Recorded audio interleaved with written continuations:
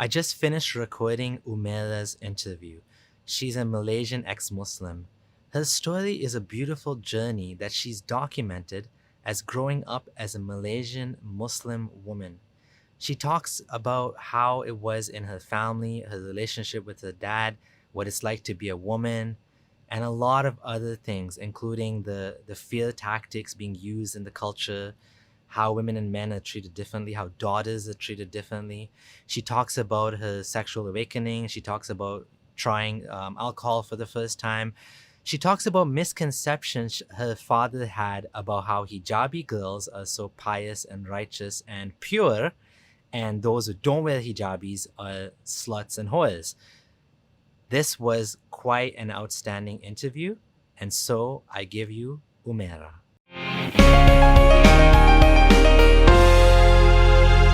Hi everyone, welcome to episode 91 of the Friendly Ex-Muslim podcast. Hope you're all doing well today. Today I'm joined by Umaira. Umaira is a Malay ex-Muslimah. So she's a female ex-Muslim from Malaysia. For her protection, we're not going to tell you where she lives, and we're going to avoid some personal details. So unfortunately, based on the way the world is, she would have liked to share a lot more than she really can safely. So in order to keep everything, safe, we're going to keep some details out. But we're not going to let that stop us from talking about, important issues that need to be talked about. And really, things are more important over there than over here where I am. So in the West, in Canada, talking about Islam is a privilege. Over in Asia, in Muslim countries, obviously it's a privilege to be able to even talk about these things because it's dangerous, right? So there's a privilege that I have in being able to talk about these things safely that other people do not have. So there's a lot of courage needed there, right? Despite that, Umaira really wanted to share her story and to tell us about what happened, right? So Umaira, how's it going? Hi Abdullah. Thank you for having me here. Yeah, you're welcome. So, how's it going? Tell us about, let's start at the beginning. Do you want to talk about what made you want to talk about this in the first place? Actually, before this, I'm not sure. I'm not sure. I always feel that I'm alone in this. I don't even know ex-Muslim even exist. Like no one really that brave to say that they are not in Islam anymore in Malaysia, So I always keep it to myself for quite long until I got to know some of you and then make me feel like I am not alone. And then that is why I want to be here. I want those apostate Malaysian to know that we are not alone. Okay, beautiful. And you actually told me when we were doing the pre-interview, that you found out about the ex-Muslim term on TikTok. Yep. Yeah. Actually, the reason I go to TikTok, I'm how to say this. I know that I don't believe in Islam, but I do still wanna get even deeper about Islam. Get deeper about Islam. So maybe all those preacher and all those Muslim TikToker can convince me to go back, because I still feel I have this feeling that I was born Muslim. Maybe I meant to be one. That's why even though I don't believe it on that time, I still want to try to convince myself maybe I can, because I was born in this religion. So when I go TikTok and I look at all those Muslim TikToker, I feel like, what? It makes no sense. And then they started to share about Infinite Noodle, and then I was like, wait, Infinite Noodle, she's an ex-Muslim, and I started to click on her TikTok, and I look at all her content. She makes more sense than all Muslim TikTokers. And then now I'm here, I'm back, 100% sure that I'm not coming back. That's awesome. Yeah, that's actually one of the important parts of activism, is to make sure that people that do leave Islam, they don't feel like they're crazy, right? Because there's a lot of gaslighting that goes on from the Muslim community, saying that you guys don't know what you're saying, you're crazy, this and that. So like seeing other people that say the same thing, hey, look at this guy, look at this girl, they're ex-Muslim, they're not scared to say it. Well, maybe I'm not crazy, right? Yeah, I mean, it's for me. This is how I see things. Okay, imagine cheesecake. I love cheesecake. Maybe you guys don't like it, and then because I love it, I keep telling, hey, you must like it. Cheesecake is good, good. But in the end, you don't like it. But you're like, okay lah, okay, I like it. It's the same thing. It's the same thing. Y'all think, oh, Islam is good, great, but inside, deeply inside me, I know it's not. I don't want to lie to myself anymore. It's just like that. It's all about the feelings. I just want to genuinely believe. That's it. If I don't, then it's not enough. I don't care about people anymore. Oh yeah. So do you want to tell us a little bit about your family? So I actually grew up with 3 siblings. I got 2 brothers, and then and my dad. He's actually from a cult called Tabligh. Have you heard of Tabligh? Yes. So Tabligh Jamaat are these guys, a lot of them in Canada, in the Desi, the Indian and Pakistani, and very few Arabs. And basically they go from mosque to mosque. They stay in the mosque for either 3 days or 7 days or 40 days. They leave the wife at home with the kids all by herself. And they just go and they just live in the mosque, having this sort of like religious vacation, right, from the real world, where they read hadith all day and they go door to door knocking, trying to get more guys to come to the mosque and more guys to do tabligh, right? Yes, that is 100% true. Each of the points that you just said, everything. My dad left us for like 3 months, and they just say, "Oh, your mom can take care of you. That's what she does. Bye," just like that. Like, and then when my mom questioned about like why you go away, you need to take care of your kids. They need to have like at least feel your presence there, your support. And then my dad say, "Oh, so you said that I don't need to go there to pray for you, to pray for everyone? That's my job, my responsibility to pray for you." So I'm like, what? Yeah, that's tabligh, correct. Yeah. It's funny how they twist it. It's not, he's not actually caring for you because he thinks he is. He thinks he's actually doing a good thing. Where like the religion has made him like flip his head, right? Instead of being at home with the family, being a dad, taking care of it. Let me share you one secret. Well, it's not secret anymore since I talk here. Yeah. My brother, when he was around 16, my dad bring him to the mosque for that vacation. And then when he came home, he looks like he's so upset, he's so annoyed. And then I said, what happened? What happened? What actually they do in the mosque? Oh, they just sleep. They wake up, subuh, subuh? Subuh, right? You call it subuh too. For salah subuh. Yeah. And then they sleep. And then they wake up, maybe afternoon, they eat. Oh, you mean, subuh, you mean Fajr prayer, the morning prayer. Yeah. Yes. So they wake up and they pray. And then they do some extra, I don't know, salah. And then they sleep. My brother literally follow this. They sleep until afternoon, and then they wake up, they read hadith, and then they chill at the back of the mosque, smoking weed. It's not weed, marijuana. I'm sorry, marijuana. Marijuana is weed. Yeah, it's weed, right? Yeah. And then one of these tabligh asked my brother, "You want some?" My brother said, No, it's okay. It's halal. It's fine.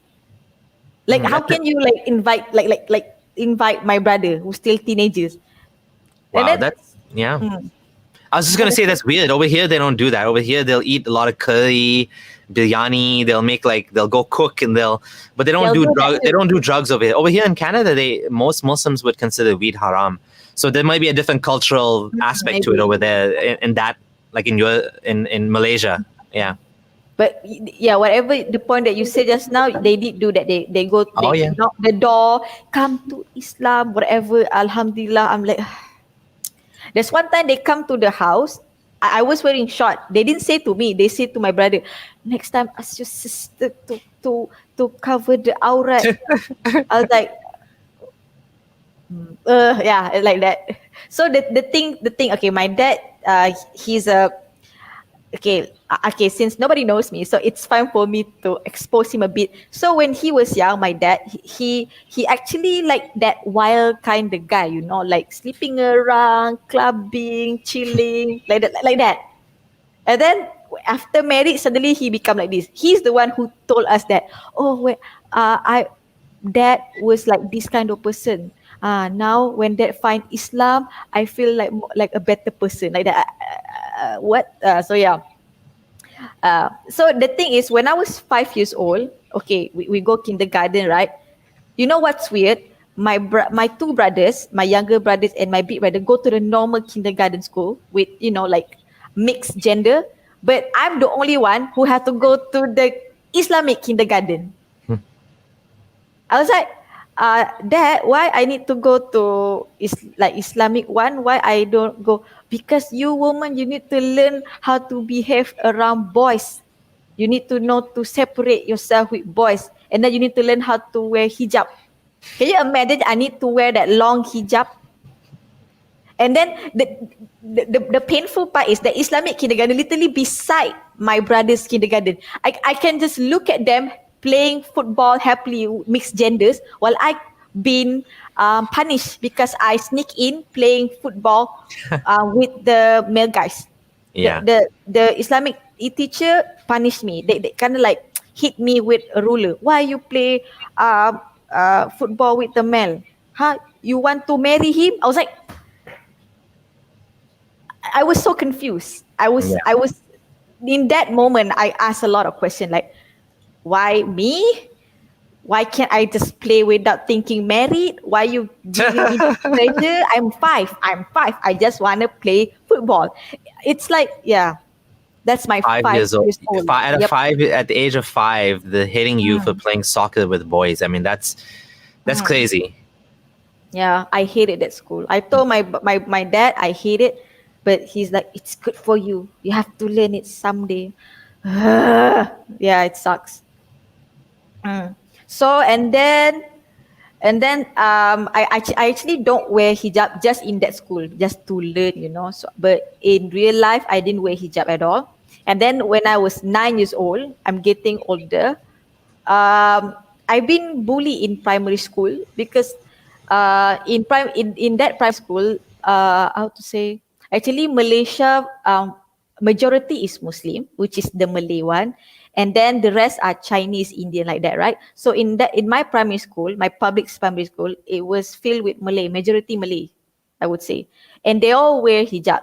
Actually, it's not mandatory. It's not compulsory to wear hijab, but they all wear. I'm the only one who didn't wear, and this one, imagine we in the school, we're learning, and then suddenly I'm still learning. I'm sitting at my desk, and the teacher is in front, try to teach something, and then one of the male student stand up and raise his hand and said, "Teacher, why Umaira not wearing hijab?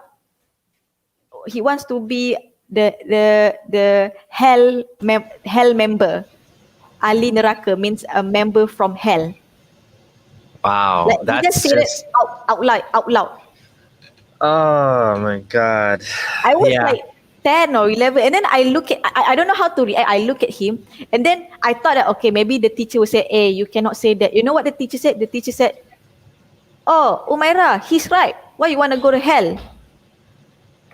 Wow. Jesus. And I got bullied the whole year until I can't take it. And then the next semester, I wear hijab. And I thought, okay, when I wear hijab, I never get bullied. And you know what? I maybe not get bullied because wearing hijab, but I got bullied by something else because I'm good at something. That's it. I was good at my something lah. Like I'm good at my education, very good. And then people start giving me all the letter, you suck, you think you so good. In the end, I still get bullied. And then it got me thinking, hijab or not hijab, I still get bullied. So fuck it. And then I stopped wearing hijab. For me, it's not about hijab anymore. I knew that time I wear hijab because I want to stop the bullying, not because of Yeah. God. Yeah. That's it. Wow. Yeah. Sorry to hear that. It sounds tough. Yeah. Yeah. Not just that. Sometimes when my dad came home with a friend, a Malay guy friend, he was like, look at me. I remember I was like 10 or 9 like that.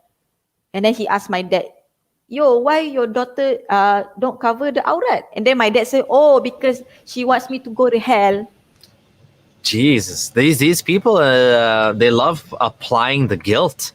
I know. They slap it on the guilt. They don't have good parenting skills. I mean, they should be like, I mean, even if they want you to wear hijab, there's a way to do it. I mean, there's a way to say lovingly, like, this is what we should do. But it seems like they don't have any sort of concept of like showing someone kindness. It's just guilt tactics, you know?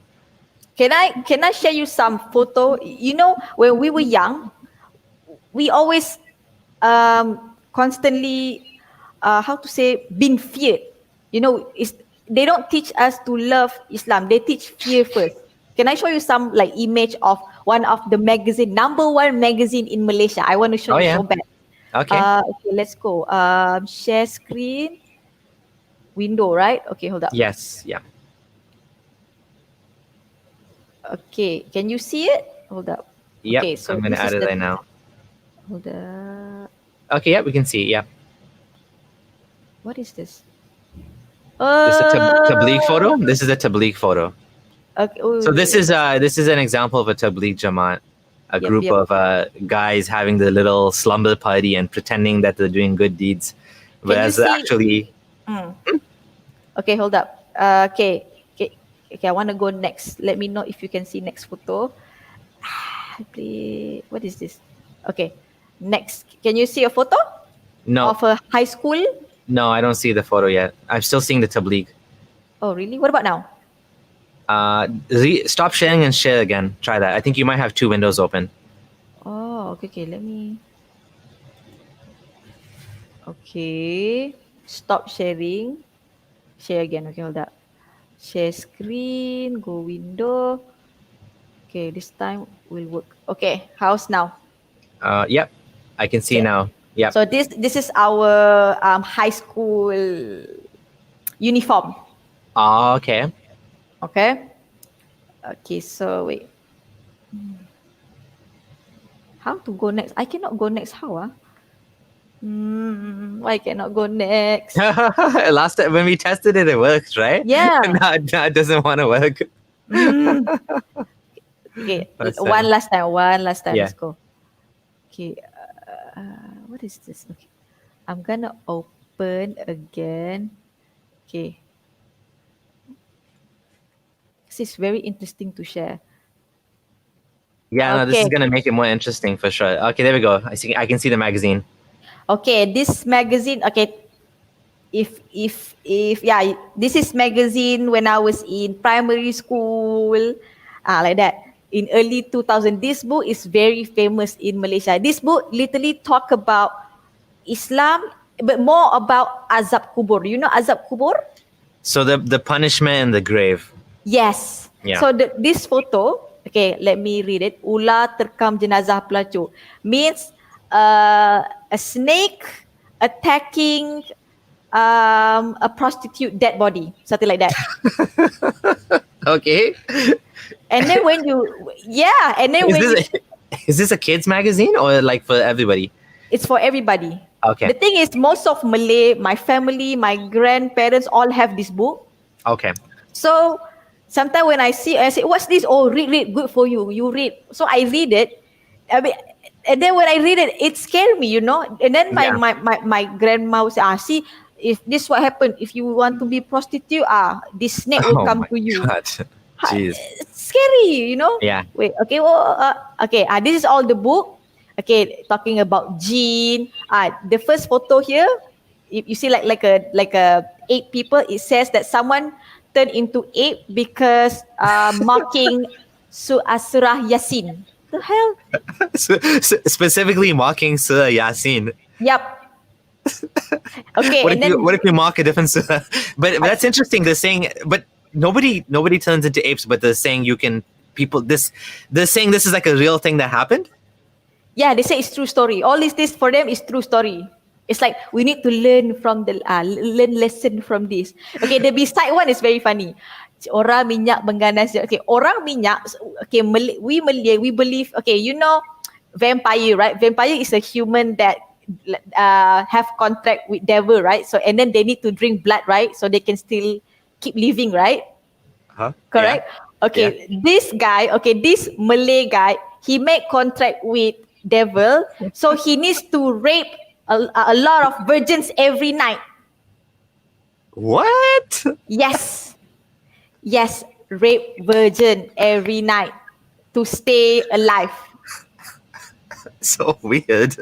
Yeah, It's like a movie. I don't know that's Malay. And they're saying this is real. Like they're saying Yes. they're saying this guy, this Malay man, made a deal with the jinns, and the only way he can stay alive is by doing this. Yes, they even have made movie about it. It scared the shit out of me last time. Wow. So what are they trying to say? Like, what's the point of this? Don't make deals with jinns? Yep, something like that. Now you become this horrible black looking guy. Let's say black guy, like literally black guy, like black naked guy. Yeah, and then the beside one is talking about someone dream about her uncle. The down one, siap masjid tawaf di heret kubur. I don't understand this one. The middle one is about flies cover up the dead body. Okay, and then the last one, very scary. Paku berceracak di kepala bosnya. Nails, as you can see the photo, right?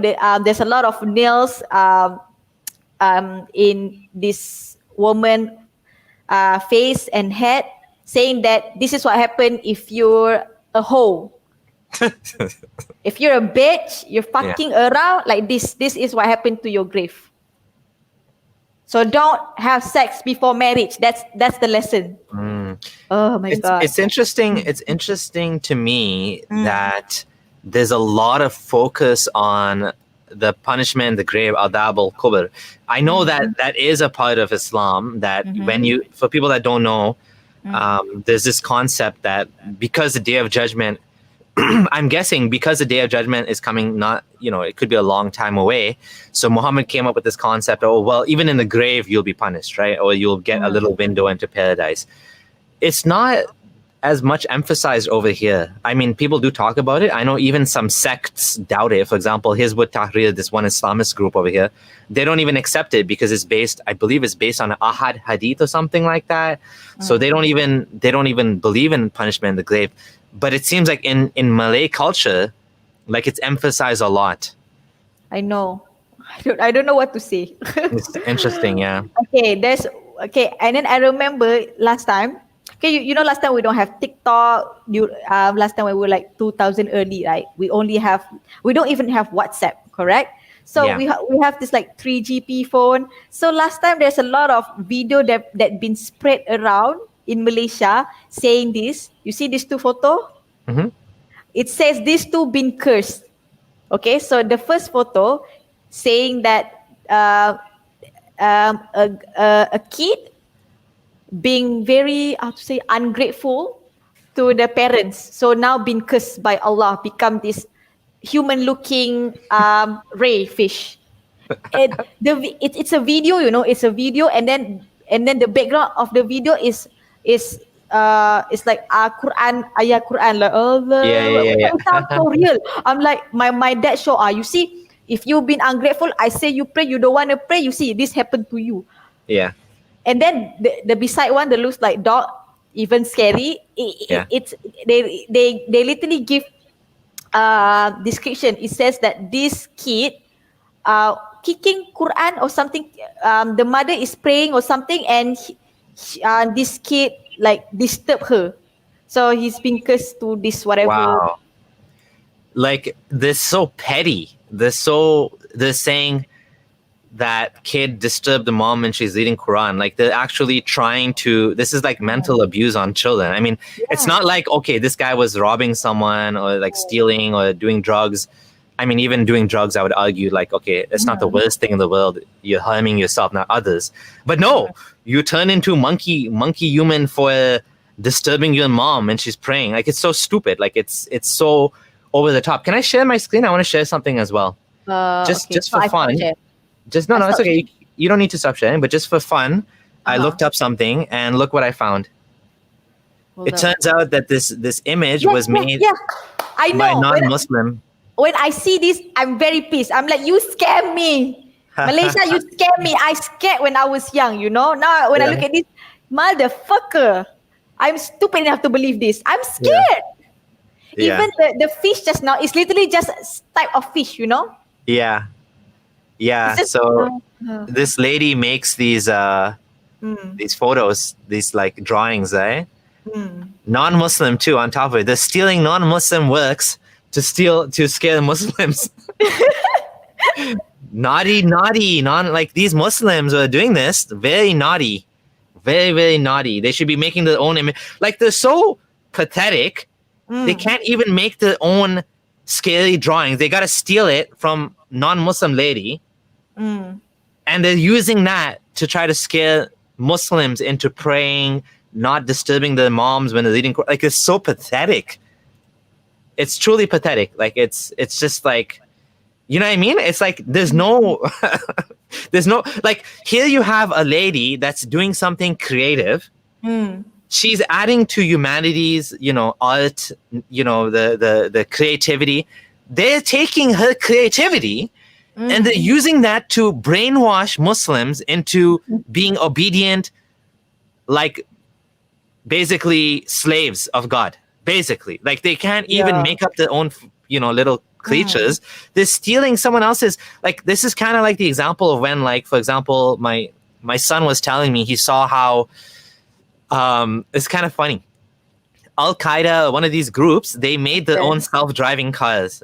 So they have like a little remote control, and they have a little steering wheel. They attach it to a stick, and they made a little thing, a self-driving car, to blow up people. Like, they're using, innovation. They're doing entrepreneurship to basically blow themselves up and to kill people rather than helping humanity, doing something creative.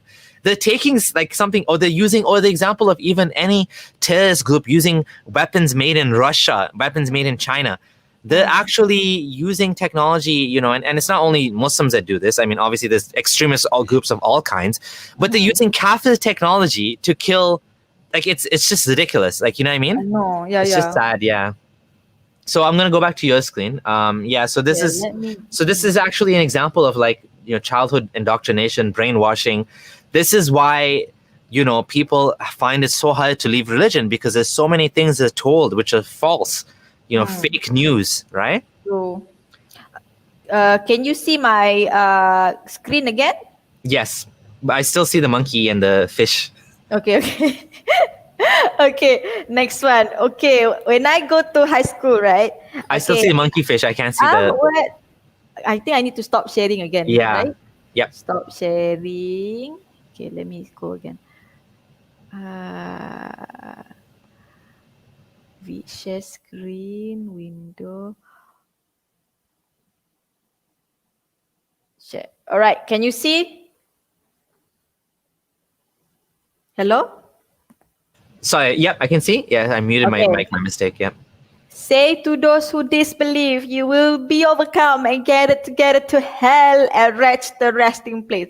So when I was in high school, okay, so I was in a girls' school, So how to say, and then that girls' school actually don't have a lot of Muslim. I would say maybe 40%. The rest are Chinese and Indian. So that's where I'm a bit culture shock. So I can socialize with non-Muslim and everything, right?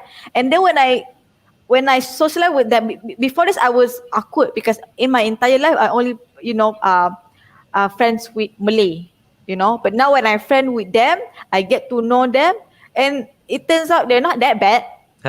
And then they're just human. Why we keep saying, oh, they kafir, like that, But and then when I get to know they are better than all my Malay friends before, and they never bully me. In my entire life, the one who bully me only Malay.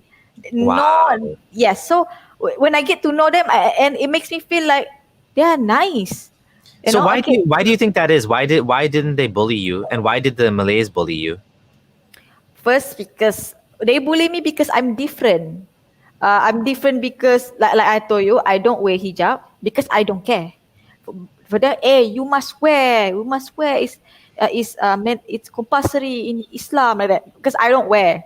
So I don't know. I said that I don't want to wear. I'm still young. You need to wear now. We all wear. What's your excuse? It's like that. Like they just have problem with me because I'm being me. For me, Okay. now I think about it, they're just jealous because I like to be me and they can't because they have this cage around them, which is the Islamic cage that that makes them scared to fly away. I mean, that's how I feel. So I'm gonna stop here because I think this is very important to point this out.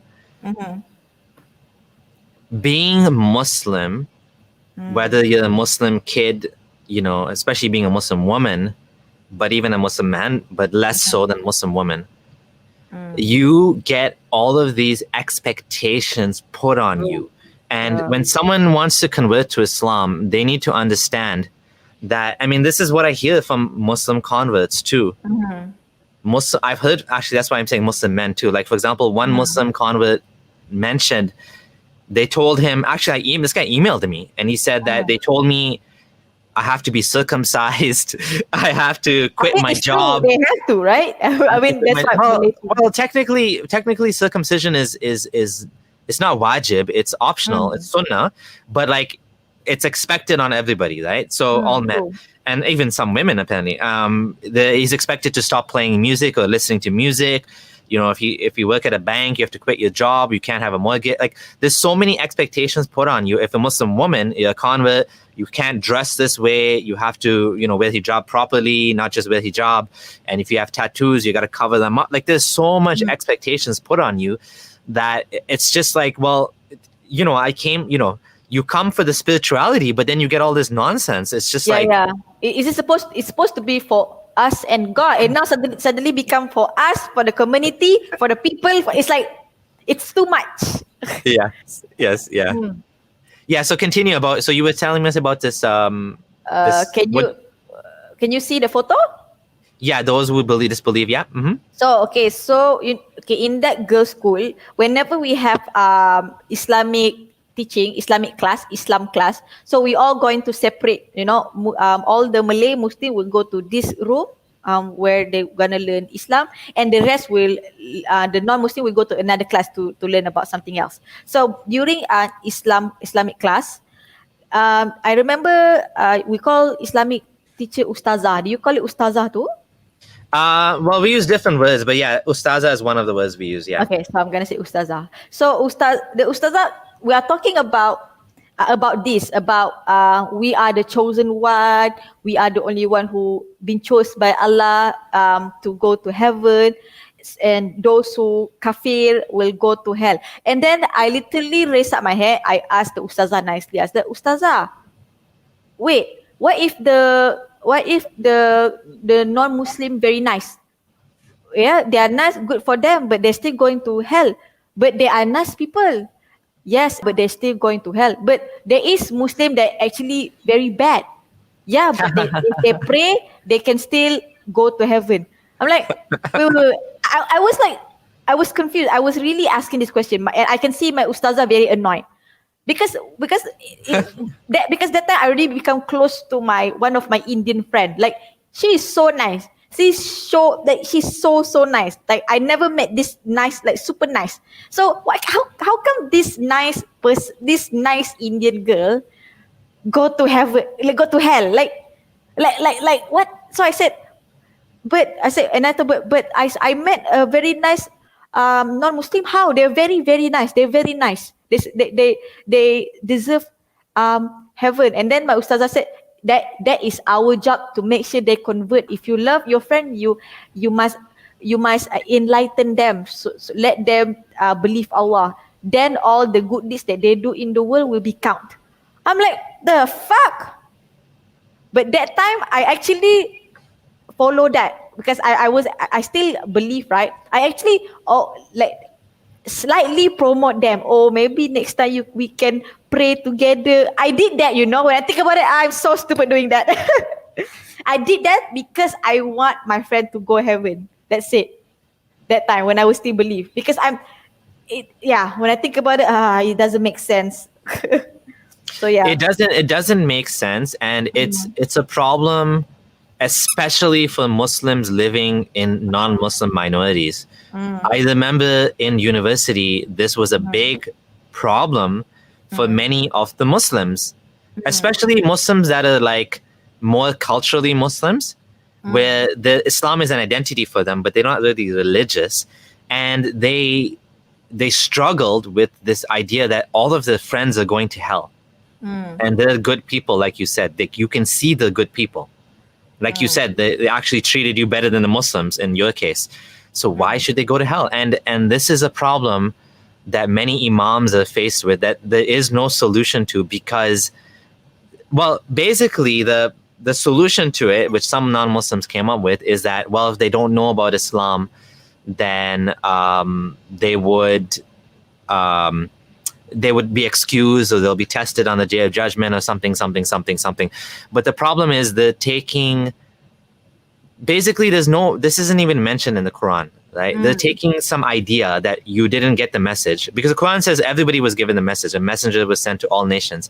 So now they're saying, well, these people somehow didn't get the message, even though they know Muslims in their real life, yet somehow they didn't get the message, and so therefore they'll go to Jannah.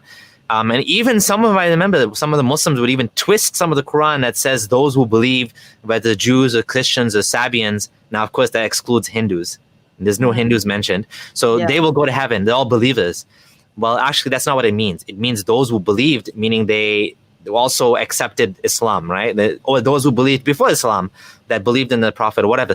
But the people today that know about Islam and they reject it, well, I can't imagine how somehow they're saying these guys are still going to go to heaven, or they're going to be tested again. It doesn't make any sense, right? Like, why would you basically say you're testing people, then they die, and then you're going to test them again? Because that's what the hadith says. The hadith says some people will be tested again. So it's like, what? Like, so you failed in testing them the first time, you got to test. It's just nonsense, right? And so this is a big problem for many Muslims who have good hearts. If you have a good heart and you have a good heart, you don't want anyone to be punished. You're actually better than Allah, right? Yeah. And then you know what Malay believe? I'm not sure whether all Muslim, Malay believe. You see all Chinese people, all Indian, all rich, and they're happy with their life because Allah gave them heaven now. Later when they're dead, they're hell. You see, most Malay, they're not rich. And then they always have a lot of, struggle because Allah loves us. I'm like, what? Because it's hell for us now. So we need to always sabar, patient, always pray, remember Allah. When after judgment day, we'll get the heaven. I'm like, what kind of logic is that? And I said, okay, what if there's a rich Muslim? Oh, they rich mean they have other struggle. Means they rich, Allah want to see whether they pay zakat or they help people with the money. I'm like, well, there's so many excuses, you know. I'm like, it's just non-logical anymore. It's unfalsifiable. It's one of those heads I win, tails you lose sort of thing, right? Okay. Can I share photo again? Wait, hold up. Okay, let me know if you see this. Okay, the thing about Malaysia is people don't know. We have one of our country have a very high case of rapes and dumping babies, newborn babies in public. Can you zoom in a bit? Okay, can. Okay, yep. so okay. This is around my time when early 2000, Melayu paling ramai jadi masa. Means Malay is the most victim are Malays. So it says most of the rape victims are Malay, and this is the 9 rapists, and most of them are Malays. It's like I realized that when there's news, everything is about Malay, even dumping babies. I show you photo. Wait, can I go next? Wait, hold on. Okay, can you see? Yep. I Okay, can see. Yeah. rogol anak kandung. This guy, this Malay guys wearing kopiah, he raped his own daughter, and the daughter is only 10 years old. Okay. So what are you saying about this? I'm saying that during even until now, and from my time until now, there's always a rape case, and it's more from Malay, not Mhm. from Chinese or Indian.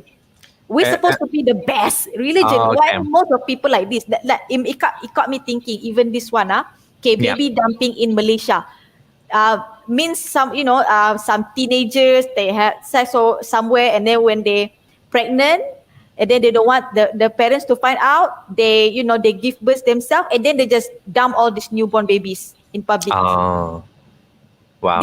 This case really high during my high school time. Even our school always have campaign about don't have sex before marriage, don't drug or whatever like that. It's more emphasized about don't have sex before marriage or else this happen. But it got me thinking, why only Malay? Because Mm. Chinese don't care about sex before marriage. Why they don't have? It got me thinking. Why only Malay have dumping problem? Okay. You see baby dumping on the rise. It's very, even someone actually dump baby around mosque. Wow, geez, yeah. So this That, is caused because of the culture of purity, of no, you can't have sex before marriage. All of this is leading to these social problems. That's what you're saying, right? yeah. Even last time in high school, okay, imagine, okay, like I told you, how to say, when I go to, I actually from the girls' school, I moved to public school because I moved house, and then when I go public school, that school I have to wear hijab. It's compulsory. There's nothing I can do, so I wear. When I go there, most of the I would say 100%, 80% Muslim student, uh, they like, when there's no teacher, they're kissing at the back. They go to the stairs, kissing or do something like that. And for me, it's a culture shock for me because when I was 14, my head only thinking about study, just school. When I see all this, especially the one who did this Malay, I'm very shocked. And this school is very, I would say, very religious. Every time, do you call it Zuhur? Praise Super. Zuhur? Zuhur, is it? The Zuhr, yeah, Dhuhr, yeah. Hmm. Zohor. Okay. So by the time when there's prayer Zohor, we all need to go. The teacher will gather us. We're going to the mosque around our school, and we need to pray.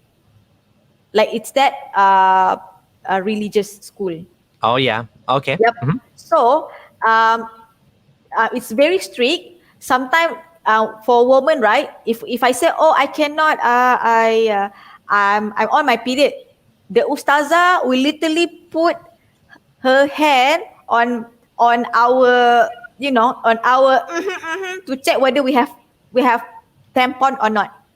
Wow. Can you see the photo? Yep. Hmm. Yep. So They make you prove that you're on your period? yep. Or else, yeah. So yeah, exactly. So for in my case, every time when there's Zohor, and then when the teacher tried to control us to bring us, to the mosque, I actually sneak in and then run to the bathroom so many times. Yeah. And then I got caught, and then the teacher said, "Why you go to the bathroom?" I said, "I want to clean myself." "Why I Yeah. never see you pray?" "Because I Yeah. don't want to pray." Yeah. You know what? If you don't want to pray, I don't care about you no more. You do whatever you want. It's between you. What he says? He says something about you get your part during Judgment Day. I'm like, what? Oh my Yeah. God. More guilt trips and threats. Yeah. I'm actually. I was surprised that time. I'm actually not guilty because for me, I want to pray, but I want to pray when I want to pray. I want to pray because I feel like I love Allah. I want to pray not because you ask me. Because if I go that time, I know I'm praying because of they ask me to, not because I want to pray. I really hate Yes. that. Yeah. For them, right? They said if we force us, sooner or later we feel that it's normal for us, and then we start praying. What kind of logic is that? Yeah. I can't. I told my mom, I don't like when someone force me pray. I love to pray. Let me love myself. Let me try to love it. Like Yeah. yeah. So yeah, like that lah. So I really hate it. Okay. Anything you want to ask before I move on?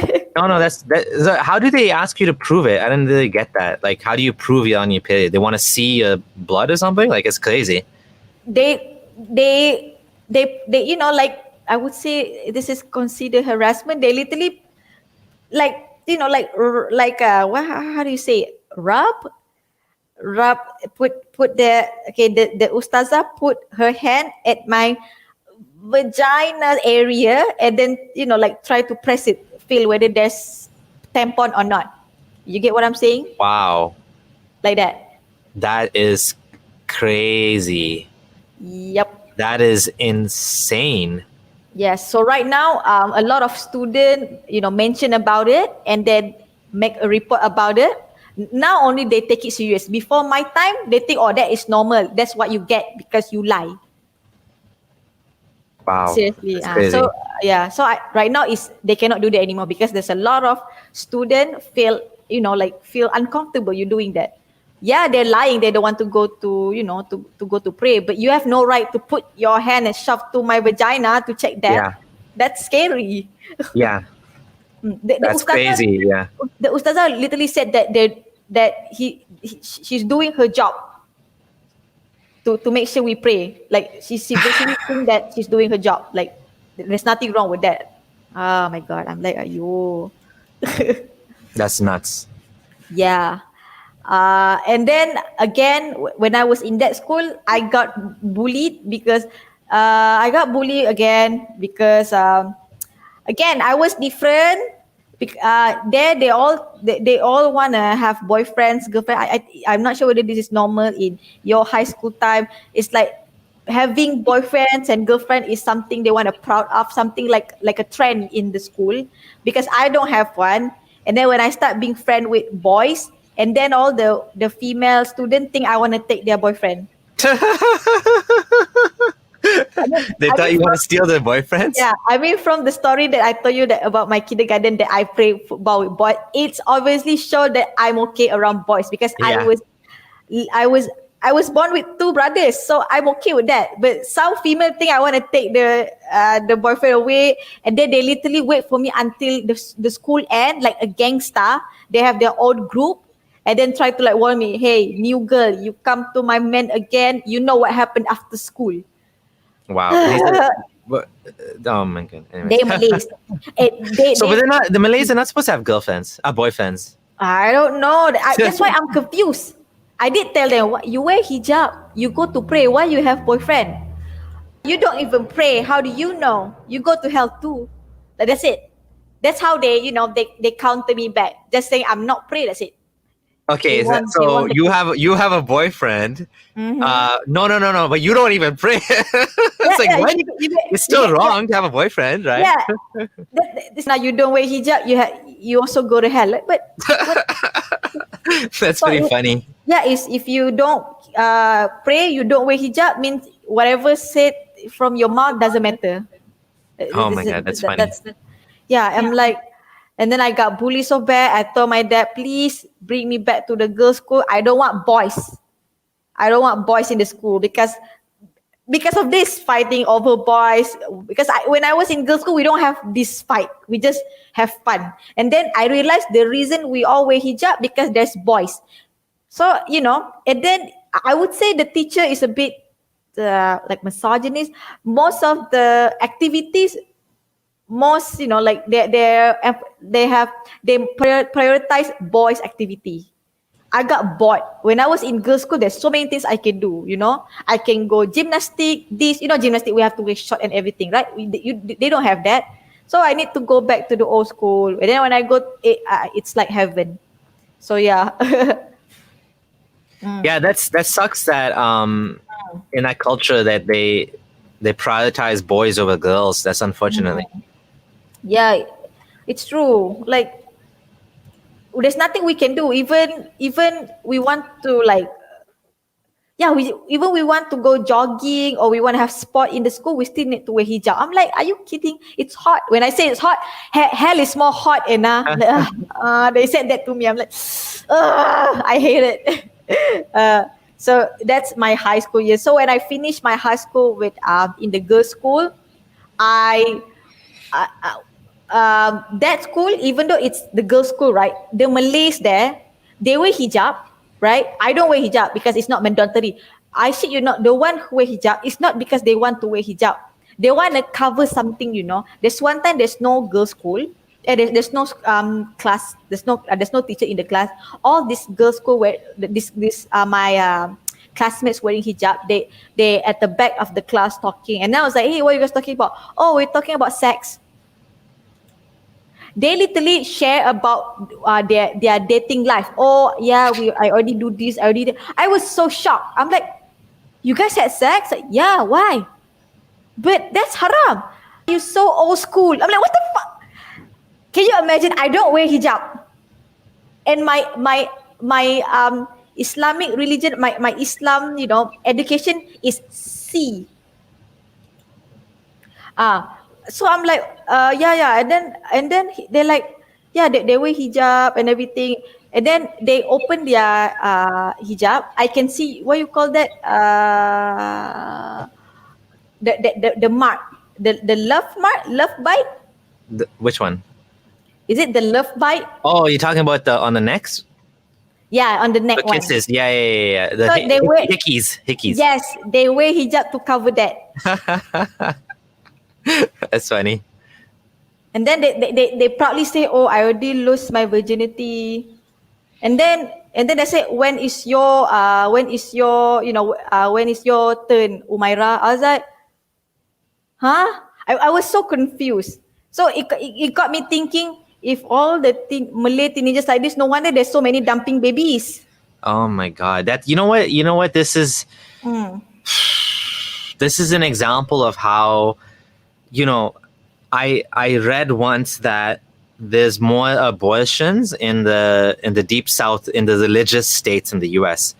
And it makes sense if you think about it, that it's exactly what you're describing here. It's just like there's more gay sex in Saudi Arabia. It's when the society is so repressed sexually, it's not like it stops the sex. It still happens, but it just goes underground, and it creates all these other social problems, like you said, baby dumping, and it creates this extremism, this sort of, but people can't really, they're still going to do it, but it just creates like worse social problems rather than, people just being healthy and having relationships more openly and able to talk about it with their parents. They don't have to hide it. They can just use protection. They don't have to be embarrassed about using protection. They can just go to the pharmacy and pick it up. I guess over there, can you just go and get like condoms from the pharmacy easily as a Muslim woman? Can you do that? They will give you the look.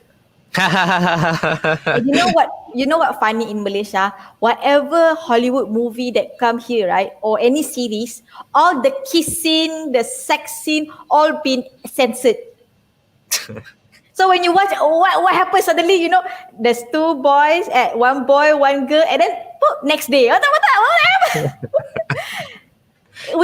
They just cut it out. Yes. Oh, they don't like black it out. They just cut. It's just gone. Yeah. Suddenly, first we see two couple in the bed, and then next scene they already wake up in the morning.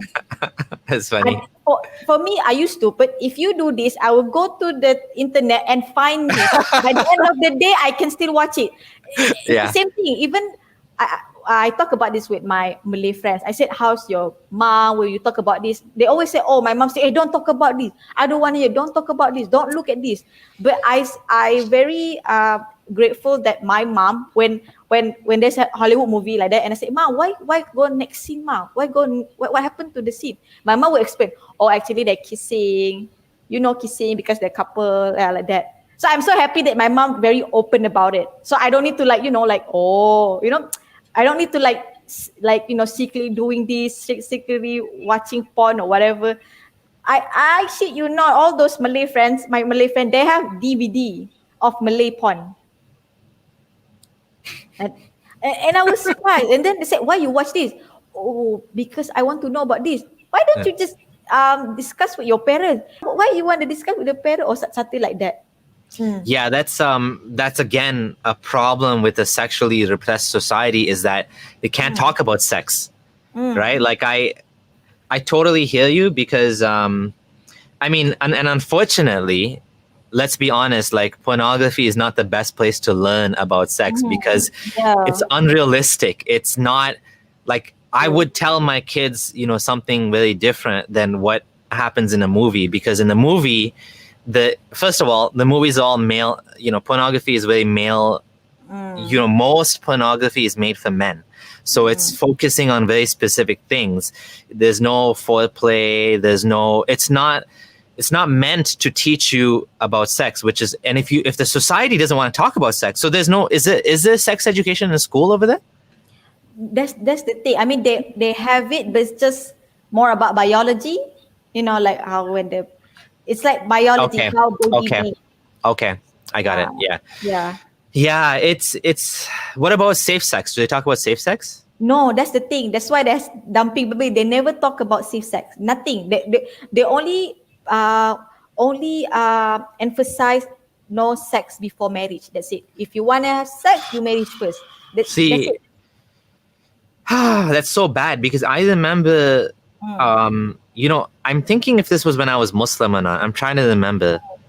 I think when I was still Muslim, I used to think that sex education is good in school, even though, because I was, even as a Muslim, I think this was as a Muslim, I was concerned that if you don't teach people, because I knew I grew up in the society and I knew people were having sex pretty young too, like in Canada. And I when I heard about that, when I grew up and I had my own kids, I realized that you have to teach kids about safe sex. You can't avoid that topic, because if you do, they're still going to do it anyways. So, this is important. This is important to talk about this. And you're saying they don't talk about it. Yeah, true. Yeah. It's Because abstinence, they're saying, oh, don't have sex. But they don't teach you how to do it safely. Yeah, exactly. I mean, that's why I'm so scared to do it. Not just because of that. If people find out that you did it, or you're pregnant before marriage, it's like you make your family very, like how to say, like a bad name, something like that. So, Okay, yeah. one of my neighbors, last time, she wear hijab, but suddenly there's a rumor saying that she pregnant before marriage, something like that. And yeah, I found out. I found out about this, and then I remember my dad was like, okay, I already like teenager, right, or 70 like that. I still don't wear hijab. My dad very very mad at me and said, why you don't wear hijab? You see your neighbor wear hijab, very nice, very pleasing the eye, or something like that, like look very we call Muslimah. Why you don't wear? And then I said, Dad, she literally pregnant before marriage. Like she did it. She's not that nice. Your dad, hold on, let's just like stop here. This is so interesting. Your dad is telling you, daughter, why aren't you like the nice girl down the street? She wears her hijab so nicely. And you're like, Dad, she's having sex. Yeah. So Already. she had sex already, Dad. So what's your point? Don't look there. Look at how she wear. But Dad, I wear like this. You told me if people who don't wear hijab is a hoe. Who's the hoe here? I don't do anything. I don't even date boys. Yeah. I follow you. You said no date. I don't date. I never kiss a boy. Nothing. I'm literally a virgin here. So I'm the hoe, not her. That's her problem. But look what she wear. I want you to look what she wear. I'm like, like that. She's for him. I'm still the hoe. Like there's one time she's really mad. She literally called me, "Hey, you hoe." Like imagine your dad said it to me. Your dad said that to you. I'm a hoe just because I wear. So it really gets me because I'm the first daughter, and then he said that okay, let's talk about when I'm already like 20 plus, I start dating, right? I don't date Malays because like I told you, I'm different. I don't like people say it. When you date Malay, they will ask you on text, "Have you prayed yet? Have you this yet?"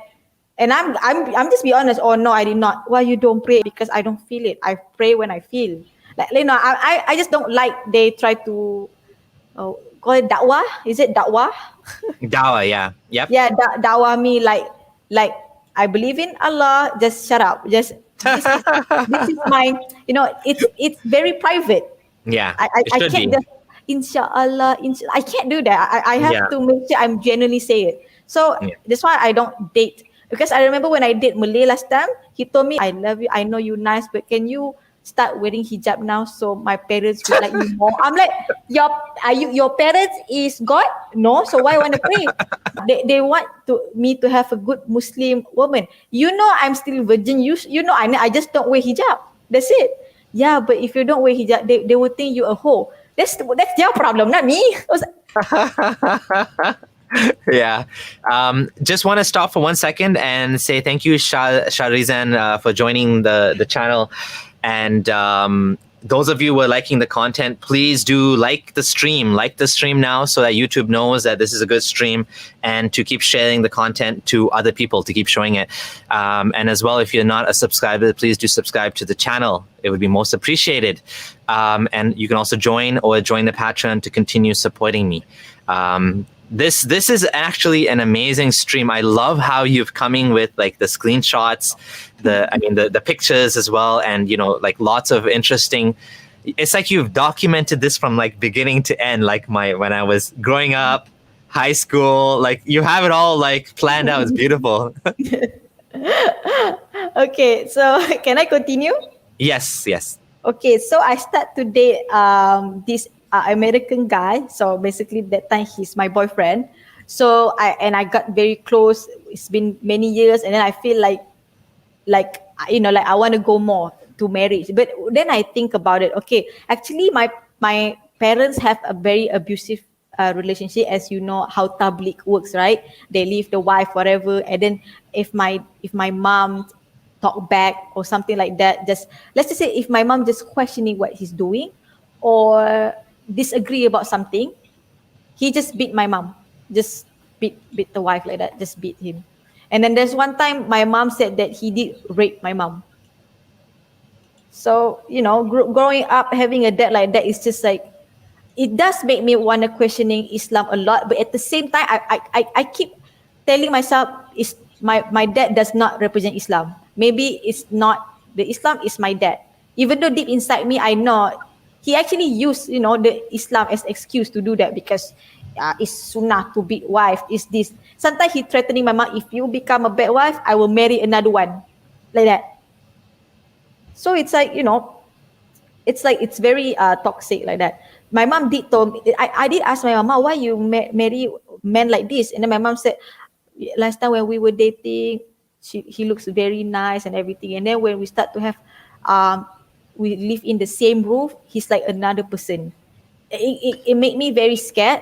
So I planned this with my boyfriend. I said, okay, I know you agree you want to convert, but how about this? How about you don't convert first? We don't need to marry. We stay in one house first, in like 1 year or whatever. We stay together first.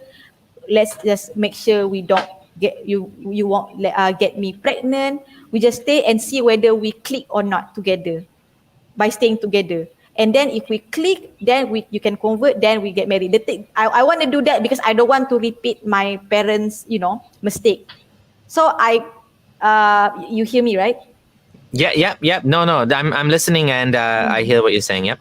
So I explained this to my parents. I said, I know you guys want me to have halal relationship, but hear me out. Can I stay together with him? I swear to God, I have no problem swear to Allah, to you guys, that I won't do those things. I won't get pregnant. Let me stay with him. I want to see what kind of person he is in one roof, in one house. I want to be confident and comfortable with him. Then I swear he will convert, and then we get married. My dad was very angry. He said, stay together also haram. Marry first. I said, Dad, you cannot. He doesn't know me. And then he doesn't know how Islam works. You can't expect him to just convert. Let him stay with me. Let him see how Muslim is. Let he just be with me first. I cannot marry just like that. You don't do it, like it's actually a war. So basically, it's not happening. He really think it's a bad idea. Even I said, I even, because I was very pissed, right? I said, Dad, I want to do this because Mom said you were very nice before, and now you like an asshole, and I don't want to be like that. And I've been slapped on the spot. Oh. But it's worth it. Like that is the first time when I've been slapped, I'm happy because I managed to say it. So yeah, I was very, So yeah, even it doesn't work, and then let me show you some. So hold on, before you go forward, I just want to point out a couple of things you said, which are very important, or like worth talking about. The first thing you said that was very interesting was that, you know, your dad was abusive to your mom, and you used to at sometimes wonder, you know, doubt Islam, but then you would say, well, maybe it's just my dad, maybe it's not Islam. But then you also realize that, well, Islam actually enables this, and that's exactly what it is. Islam enables this abuse because it puts the woman under the man in so many ways. It's not an equitable marriage relationship at all, because the man is allowed to beat the wife according to Quran 434, and he can beat her just for, he doesn't even need to actually, she doesn't have to actually do anything. He just has to fear nushuz. Nushuz means rebellion, you know, transgression, whatever. Basically, if he thinks that she's gonna do something, he can hit her. That's what the Quran says, and there's steps he has to take, right? So Islam actually does enable abuse. It does, right? And you were right to recognize that. And sometimes Muslims will say, "Oh, look at all these ex-Muslims. They had bad relationships with their parents." Well, you have a good relationship with your mom, and you had not so good relationship with your dad because your dad is not behaving like a good person. So, but you're smart enough to think about this and recognize that it's the system that's a problem. The man is a problem too, but the system is also making it worse, because imagine Islam said you can't beat your wife. Wouldn't that have been better? Wouldn't that have enabled? That would have taken away the ability of bad men to hit their wives. Because if a bad man wants to hit his wife and he's Muslim, well, he's allowed to do that according to his religion. Now, if a bad man wants to hit his wife and Islam says no, well, then the system is against him. The mosque would be against him. The imams would be against him. The wife would be against him. She can say, you're a bad Muslim and I'm going to take you to court for hitting me. But now he's enabled. He's allowed to hit his wife and to beat her. And unfortunately, you know, that's the religion we ended up with. You know, people say it's the best religion for women. It's the best religion for humanity, but it actually is the worst in many ways, right? Yeah. I'm not sure this is Muslim or Malay culture. Do you have dowry when you want to get married? Yes, mahar, right? Mahar. I hate that so much. I don't know why do you hate that? The women get the money. Okay. In Malay, we don't get the money. The money goes to our parents. That's weird. You know what? I think that happens even in Arabic. You know, that's probably common in Muslim. Because the parents, the one who you know, the one who give us the what do you call the wedding? The one who, not the wedding. How's to say? The one who, you know, if the man asks permission, right? They're the one who give the how much is the dowry. That's what I'm saying. Okay. They're the one who negotiate it. They negotiate the amount. Yes. Yeah, but so this is the craziest thing to me. So when I wasn't born as a Sunni Muslim, I became Sunni Muslim. So as in a Ismaili, there's no mahar. You just get married, unless I don't know about it, but like you just get married according to local traditions. So like you don't give money to the wife, okay? But like when I became Sunni Muslim, I learned, okay, I need to give my wife a mahar. I need to give her a gift. It wasn't for her family. Well, in her case, her family's not Muslim, so they weren't involved in this anyways. But like when I hear that, you know, it's changed in this way that the family, like many Arab women and like moms and dads will expect like a house and jewelry and this and that, and they take it. I'm like, this is like so strange. Like they've taken away what the wife is supposed to get, and they're taking it now. And so in Malay culture, it's also like that. Yep. Okay. You want to know why I don't like? Okay, imagine. Last time, how to say? I did tell my mom that I'm going to marry with the American guy, and then my mom said, okay, then your dowry is around 30,000. I'm like, huh? Why so expensive? Because you're still virgin and you nice. You can work. And then he's American. Of course he can afford. I'm like, that's not the point. I don't want dowry. You must. It's in Islam. I don't want. If you, this is how I explain to my parents. If you do that, he will feel that, okay, you know, when you buy a car, okay, this car is 30,000. This is how I feel. Okay, this car 30,000. So I must pay this car. Okay, I pay. So when I pay this car, this is my car. So whenever if the seller say, oh, can I have my car VC? No, I pay full price 30. So I get to say whether she can come back to you or not. That's how I feel. I think this is how male think. Or example, I paid 30,000 and then I found out this female is not virgin. I paid 30,000, you're not virgin. Waste my money, and then I feel like I want to abuse this girl because like, you get what I mean? Yeah, it's commodifying you. It's making you into a commodity, right? Yeah, it makes you feel like you're buying something, and then when you're not satisfied with it, you just want to abuse whatever you just buy. Stupid, I pay you. It's like that, and then that's why I understand why last time my mom don't always visit her side, like her family side. Why? Because my dad say, oh, you need to follow me because after married, you need to listen to me. I think they have this kind of mindset because they feel like they're paying you. That's how I feel. Oh, interesting. That is very, very interesting. I spend my life, what do you call it? Have this money just to marry you. So you are mine. So I'm scared of that. So I told my dad, my parents, I don't want dowry at all. I just want a Malay, just convert, sign, that's it. No. And then, It's so interesting that... I don't want my boyfriend to feel that he bought me. Yeah, it's kind of weird, right? Like in like many non-Muslim cultures, what they do is... and even some Hindus, I think, have this dowry thing. So true. But like, I'm just saying that what makes more sense to me is that the husband and wife give each other a gift, like a wedding gift, right? A lot of times in this culture as well, the man will buy a woman a wedding ring, an engagement ring. There's nothing wrong with that. But like this, I agree with you that it's weird. In Islam, people don't know this. Most people don't know this, and even they used to get mad at me for saying this.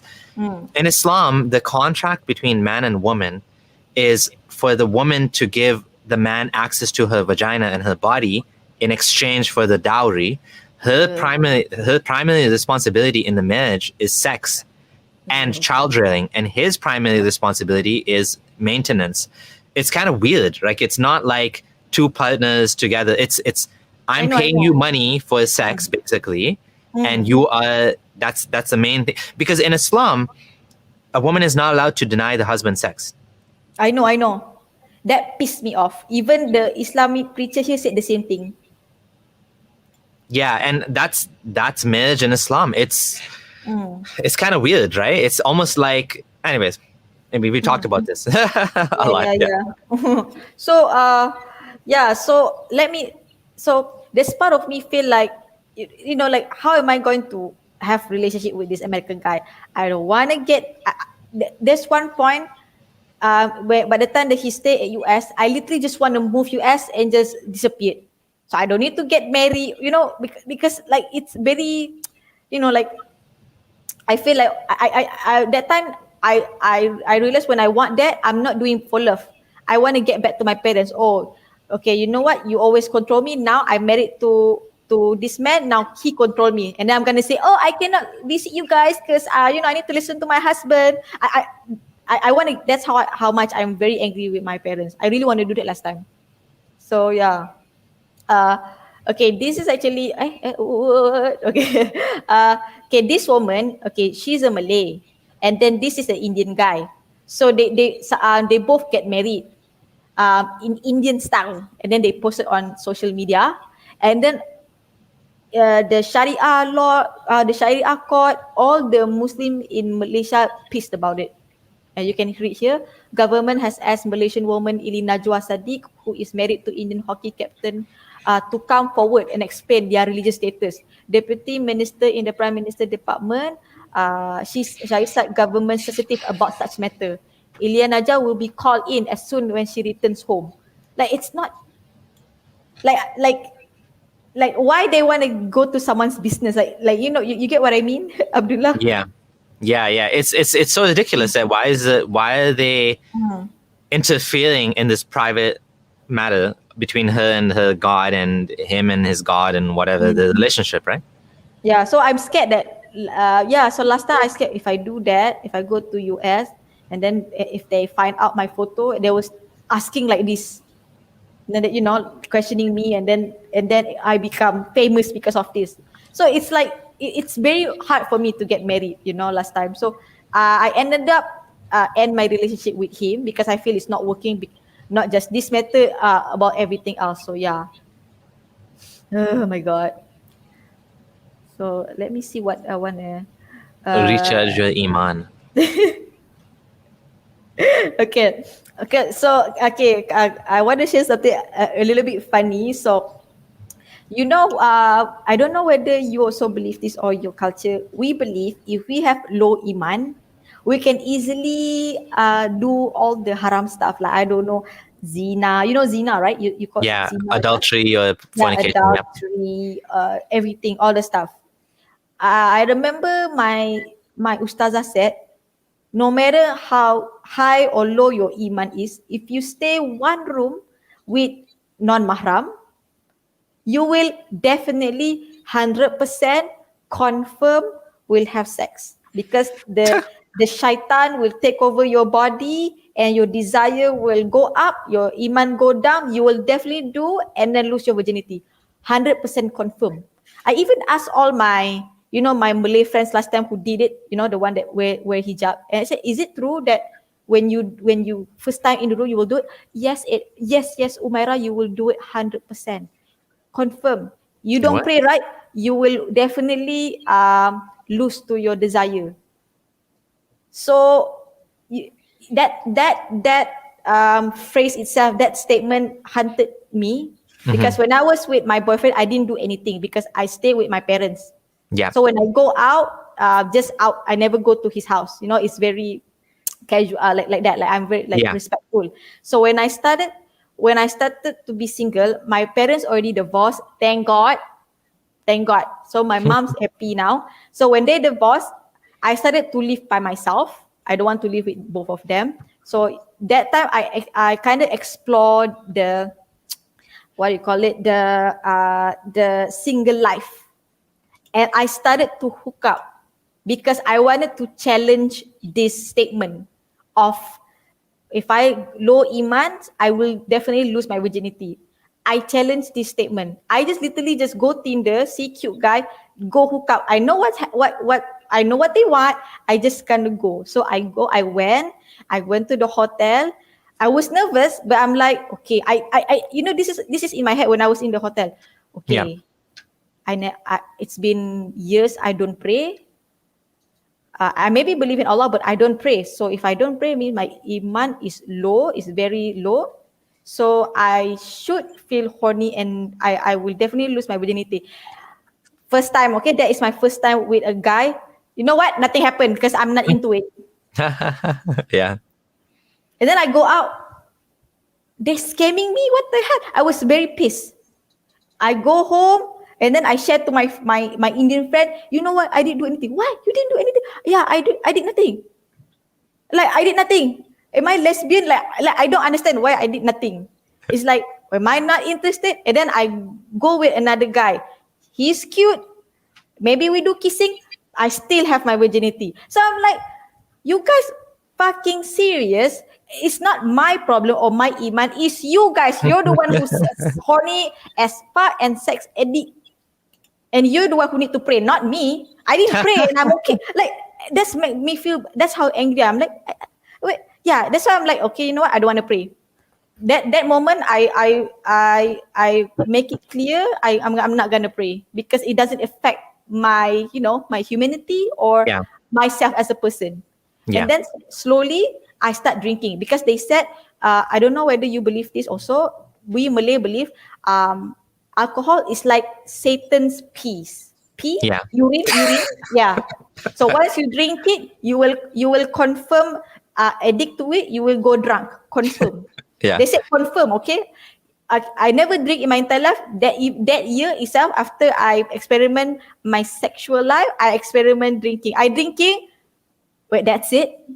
And I drinking again. It's not that special. It's just It's just a drink. And Yeah. even until now, I drink. I never get drunk, and I'm not addicted to it. Even one point, I bought white wine. I put it in my fridge. I want to see whether I addicted to it. That bottle of wine stay 1 year. I didn't even touch.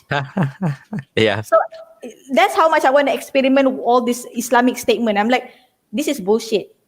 I don't pray. I'm supposed to have low iman, and I don't do all the stuff. Yeah. While last time they all pray, their Islamic education was very good, but they did all the stuff, and they like, what is wrong with? I realized our religion had nothing to do with me. Whatever Yeah. you do, it had nothing to do with religion. If you're a horny sex addict, you're already horny sex addict. If you're not, Yeah. then you're not. It had nothing to do with your iman. So yeah. That's a good point. Like a lot of there's a lot of fear mongering and like a lot of slippery slope. People like Muslim preachers will try to make you feel like if you drink one, you're gonna be drunk and you're gonna be like homeless. You're gonna be an addict. If you're gonna be sleeping with every guy. If if you're not Muslim or if you're not, your iman is low. But the reality is that a lot of these things have nothing to do with the religion and they have more to do with your personality and your values as a human being, not as a Muslim or non-Muslim. I do know that some ex-Muslims, when they leave Islam, because they feel so repressed for so many years, they go nuts, right? And they go and they'll drink everything, they'll sleep with everybody. But and what you're saying is more similar to me than what these other people, because for me, I left Islam and I tried alcohol. I have probably like 3 beers or 4 beers a week. So not that much. I don't really like wine too much, to be honest. And so it's very little. Like I had 1 beer last night. Like I never ever got drunk either. So yeah, I'm like, I think a lot of it is personality, right? There are people who have addictive personalities and there's people that if they drink, I've seen this as well. I know another ex-Muslim that left Islam and got totally drunk. Totally, like never drank beer or wine or anything for like 15 years or 20 years. And then totally went overboard, like passed out, vomiting, everything, right? So some people don't have the right personality to really manage. And I think, again, it comes down to the problem of if you don't learn how to manage these things properly, and you just stay away from it, then if you're able to do it now, suddenly you never had self-control in the first place. You never learned to be moderate. You never learned, that when you drink, you should also have water. You should take a break. You should count how many drinks you're having. There's certain things that you learn, right, as you grow up when you're exposed to alcohol. If you're never exposed to alcohol and you don't know these things, you don't know, like as a woman, you should always cover your drink. You should make sure you see the person pour it. Like, these type of common sense things that you learn, maybe you never learned that. And so when you start doing these things, you just lose it, right? There's people like that too, right? So there's some people that are like more, I think, balanced in life, and you're one of them. And there's other people that lose it too. So I guess there's both examples. Yeah. For me, my belief right now, I believe that, okay, I was born in this world and I got this, for me, I'm a soul and I'm in this beautiful body. I have I'm not retarded or anything. I have 2 legs and two arms. And I think my job is to take care of it, to take care of my body, So you get what I mean? Yes, exactly. I Yeah. want to take care of my body. So it Yeah. had nothing to do with Islam. So for me, even though right now I'm not a Muslim anymore, I drink like responsibly because I know that alcohol is not good for our body. That's it. Alcohol Exactly. is just Yeah. another drink that is just like Coke. If you Yeah. drink too much, it's not good for you. Just drink a bit. That's it. Yeah. But Well, for I would mm, say alcohol is much worse than Coke, and there are mm, confirmed social problems caused by alcohol. So true. alcohol is definitely something that we have to be really careful with, more so than like soft drinks, because alcohol does tend to block your long-term True. thinking. So it has benefits, social benefits in terms of like, letting loose and enjoying yourself and having fun. And that's a real benefit, and even like takes away stress and stuff like that. But in terms of health benefits, it's cancer causing, confirmed. Even one drink a day can increase the chance of getting cancer. So people, I don't make any excuses for alcohol when it comes to health risks. I know some people say, "Oh, a glass of wine is good for you," but overall, I don't think that's the case. I think there's more harm in alcohol from a health perspective than benefit. But at the end of the day, it's your choice. I think as long as you're not hurting anybody else, if you want to get sick from alcohol, that's your own problem, and you should be able to decide that. That's You what I know, think. you know what's funny in Malay? Most Malay that I met here, the one who secret, the one who had double life, the one who looks nice in front of the parents, but behind their parents they drinking. They're the one who drinking like crazy, like crazy drink, and then Yeah. smoke and everything. And and nobody hates them because they still go home, they pray, and uh, and people hate me because I'm just confused. Because I'm you're like, honest. You're honest yeah, about it, and they're living double lives. So they're basically hypocrites, right? yeah. They say, oh, this kind of people have the audacity to say to my face, oh my God, why you don't believe in Islam, like that, ah, like that. Like I asked my friend, um, how to say, like, don't you feel like you're hypocrite having two life? Huh? I asked my friend, okay, her name is Ena. Like, don't you feel like is it weird to have two life, Ena, like that? And then she said that, Umaira, this is the way. Like, this is the only way I can go to club. They okay having this double life. Like, I don't understand because because from their You know, perspective, it's because from their unfortunately, perspective, yeah. they know they're doing wrong. So they're thinking, okay, I do it double life now, and then when I get married, I forgot about it. I become good Muslim. The thing is, it's unfortunate that that's the society does that to them.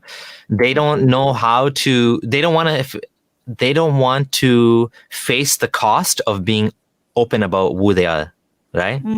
Yeah, but the thing is, they know whatever they're doing is wrong.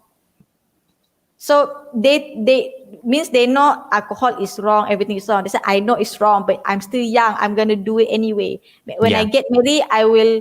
What you say? Taubat? Is it taubat? Toba, yeah, like Yeah, ask for taubat. forgiveness, yeah. Yeah, I most of my friend now, the one who did all those stuff, who party hard, now they're the one who wear hijab and then have normal life. And then every time in social media, oh, alhamdulillah, alhamdulillah. Like, bitch, I know you before this. I want to puke. Yeah. And then I'm still the same. I'm the same person. And then they started, where you want to get married, where you want to wear hijab, when you want to this, when you want to that. Oh my God. You get what I mean? I'm me and you, we have similar personalities. We're very open. We like to Yeah. be ourselves. We don't like to be fake. We don't like to hide who we are. We just want to be like I left Islam and I told everybody. Unfortunately, your situation is more difficult. You can't become open, safely. So that's the shitty thing about it. But in my case, it was just I have no risk, so I did it. Okay. And then after that, when I explored this single life, and then I realized that, okay, this hookup thing is not for me. Yeah. That is literally already said that. It's like, how to say, I proved that statement wrong.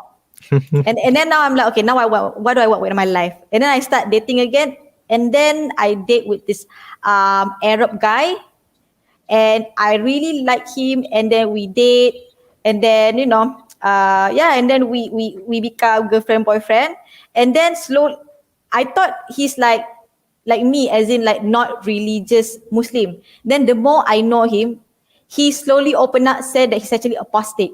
I was shocked. I was shocked. I thought that I was shocked, at the same time I'm mad, but that time I was shocked, but I respect him for saying that out loud. This is the first time in my entire life hearing a Muslim said, "Oh, I don't believe in Islam, I live Islam." Like, it makes me interested to him, and I want to know more. And the fact that he's Arab means he understands Quran very well. I asked him, ask him for help to translate everything, and it makes me become more apostate. Thanks to him. And then I really love him, and then that is where I started to sleep with him. And then that is the first time I noticed I did not having sex with him. I make love with him. I think this is a lot of Muslims don't understand what is make love. Yeah. So I get it now. So I don't know, like, then what they are thinking, we cannot, couple is haram. So we just, I don't know, couple is haram, and then we need to get married first. And then when we get married, we have first night. What I'm saying is that first night is like, we don't have the chemistry, so it's going to be painful, because I did ask my mom, my friend, how's your first night? They said painful, because for me wasn't not that, because my boyfriend, be gentle to me and try to understand me, like, make laugh. Yeah. So it just make me thinking like what, like I remember someone said that we have to marry not because of love, because of Allah. Have you heard that? Mm-hmm. So yeah, it's half your iman, right, to get married. Yeah, it's like, if you marry because of love, it's not gonna work. It's not gonna work. They're saying something like that. You need to marry the man because of Allah. I'm like, means the sex is just for men, right? If that's how they thinking. So it's just messed up. It's really messed up. And then when I go TikTok, even though I already have my boyfriend to explain about all this apostate, everything. Okay, so my boyfriend tell me the bad thing about Islam. I want to know what other Muslim talk about, the good thing about Muslim. I don't know why I'm still trying to see the good thing about Islam that time. I don't know why. So that's why I go TikTok. This is what I told you. I go TikTok. I literally follow all Ali Dawah. Mm-hmm. That guy, the guy that you talked before, Cactus Boy. I follow him. I remember you have that point right.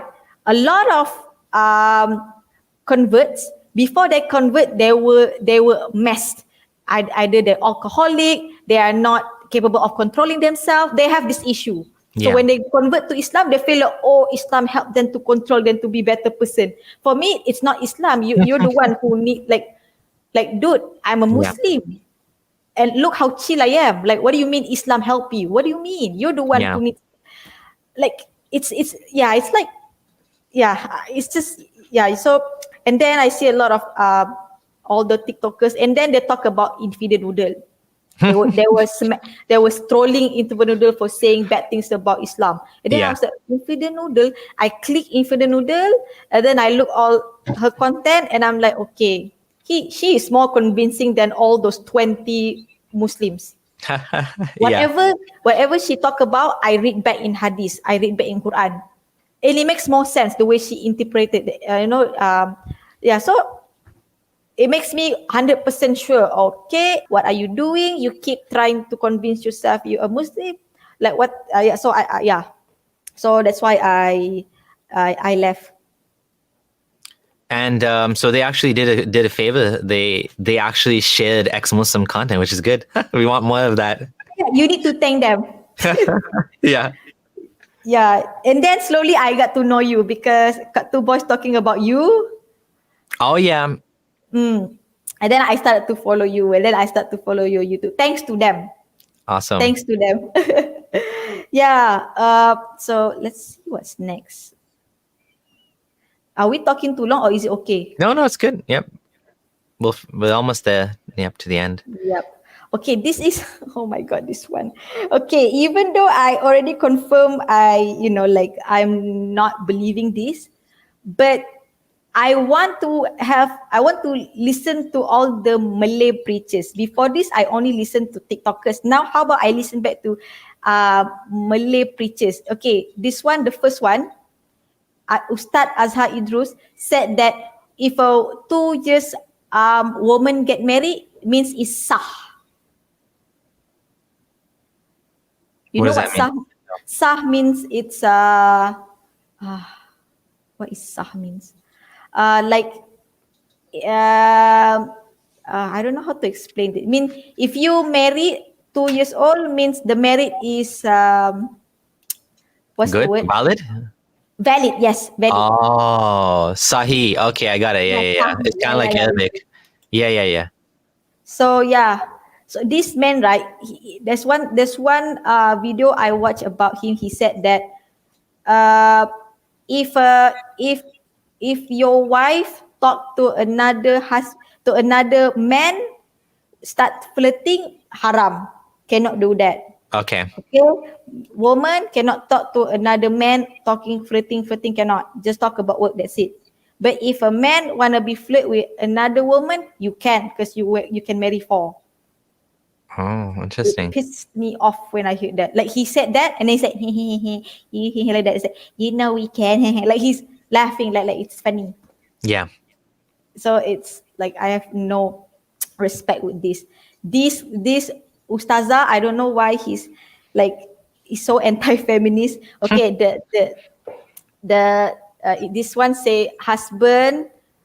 Okay, I read this and I sent to my mom. He said that if we marry because of Allah, means in that marriage, even our husband cheated on us or beat us, whatever, as long we are sabar, sabar, right? Patient, right? Okay. Yeah. As long we patient, that patient can bring us to heaven. Because we don't need we mean she said that if cheating, we don't need to overreact until we argue about it, or we don't need to ask for divorce just because of cheated, or just because he beat you. We need to just patient. As a wife, we need to patient.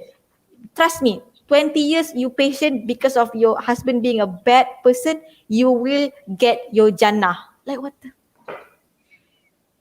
He said That's that. awful. So Yeah. he said that.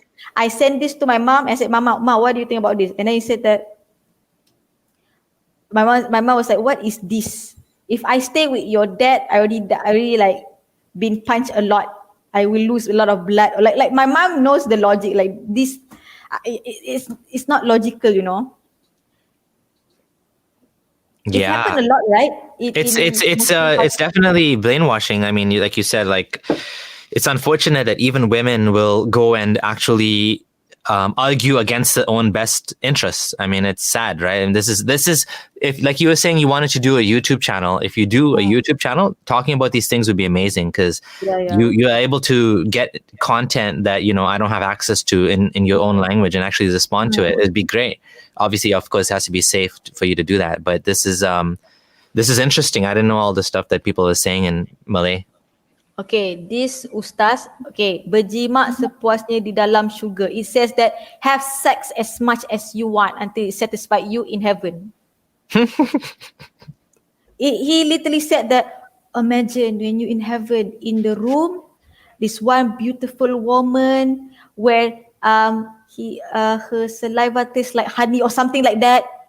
And she only loyal to you and only stay home just for you, and you can have sex as much as you want with her. I know this is what he said. This is what interesting. He said that I know right now, all of you brothers, my Muslim brother, you, even though you have wife, you still thinking you want to have second wife. Because why? Because your wife already have no virginity, right? That's why in heaven, Allah knows what you want. Allah knows your desire. That's why Allah makes sure all the angels that loyal to you will be virgins forever. I was like, are you the devil? You sound like the devil, because devil the one who want us to do that. To give this, it makes sense, right? Yeah.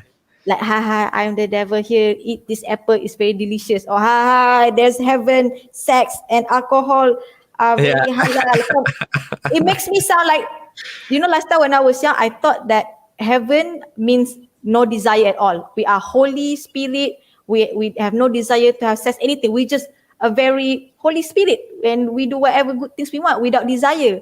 And then when I hear Ustaz saying this, I'm like, you're saying that heaven is like Las Vegas but halal version? Yeah. I I mean, can have sex. I that can do was this. what Muhammad wanted, and that's what he was able to use to convince his people to be his soldiers, right? Oh my God, it's like for me when I hear this, yep, this is Satan's work. Like, I don't know, maybe Satan made this book and then these stupid people follow because obviously they thought, yeah, it's like I don't know, like I can't, I can't. Do you Yeah. do you believe in God still? Mm, I mean, I believe there's a creator or like there is something create us, Mm-hmm. but I don't think that we need to like praise him every day, like, oh, you're the God, you do this. I don't think we don't need to do that. I think that they just create us, then we can do whatever we want with our life. And then if we do bad things, karma will come, our universe will get us. We do Yeah. good things like that. So I'm not sure whether I'm atheist or agnostic. I would say, from the sound of it, you're an agnostic deist. If you believe that there is a creator, but the creator didn't send any holy books, would No. you agree with that? Creator didn't Yeah. send any Bible, Quran. I don't or believe, Torah? yeah, all the books I don't believe. It's just So man-made, handmade from men or yeah, whatever. so you are basically an agnostic deist. Deist means someone that believes in a creator but doesn't believe that the creator is involved with the creation of with the day-to-day going-ons, sending lightning bolts to destroy people, and sending books and angels to come and fight the wars and whatever, right? Yeah, I don't believe that.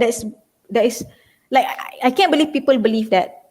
Yeah, It's just and I think most people are believers because of their parents, not because they chose it. I mean, I know people do convert. People do convert too. It's not like there's no converts, and there's a lot of people do convert.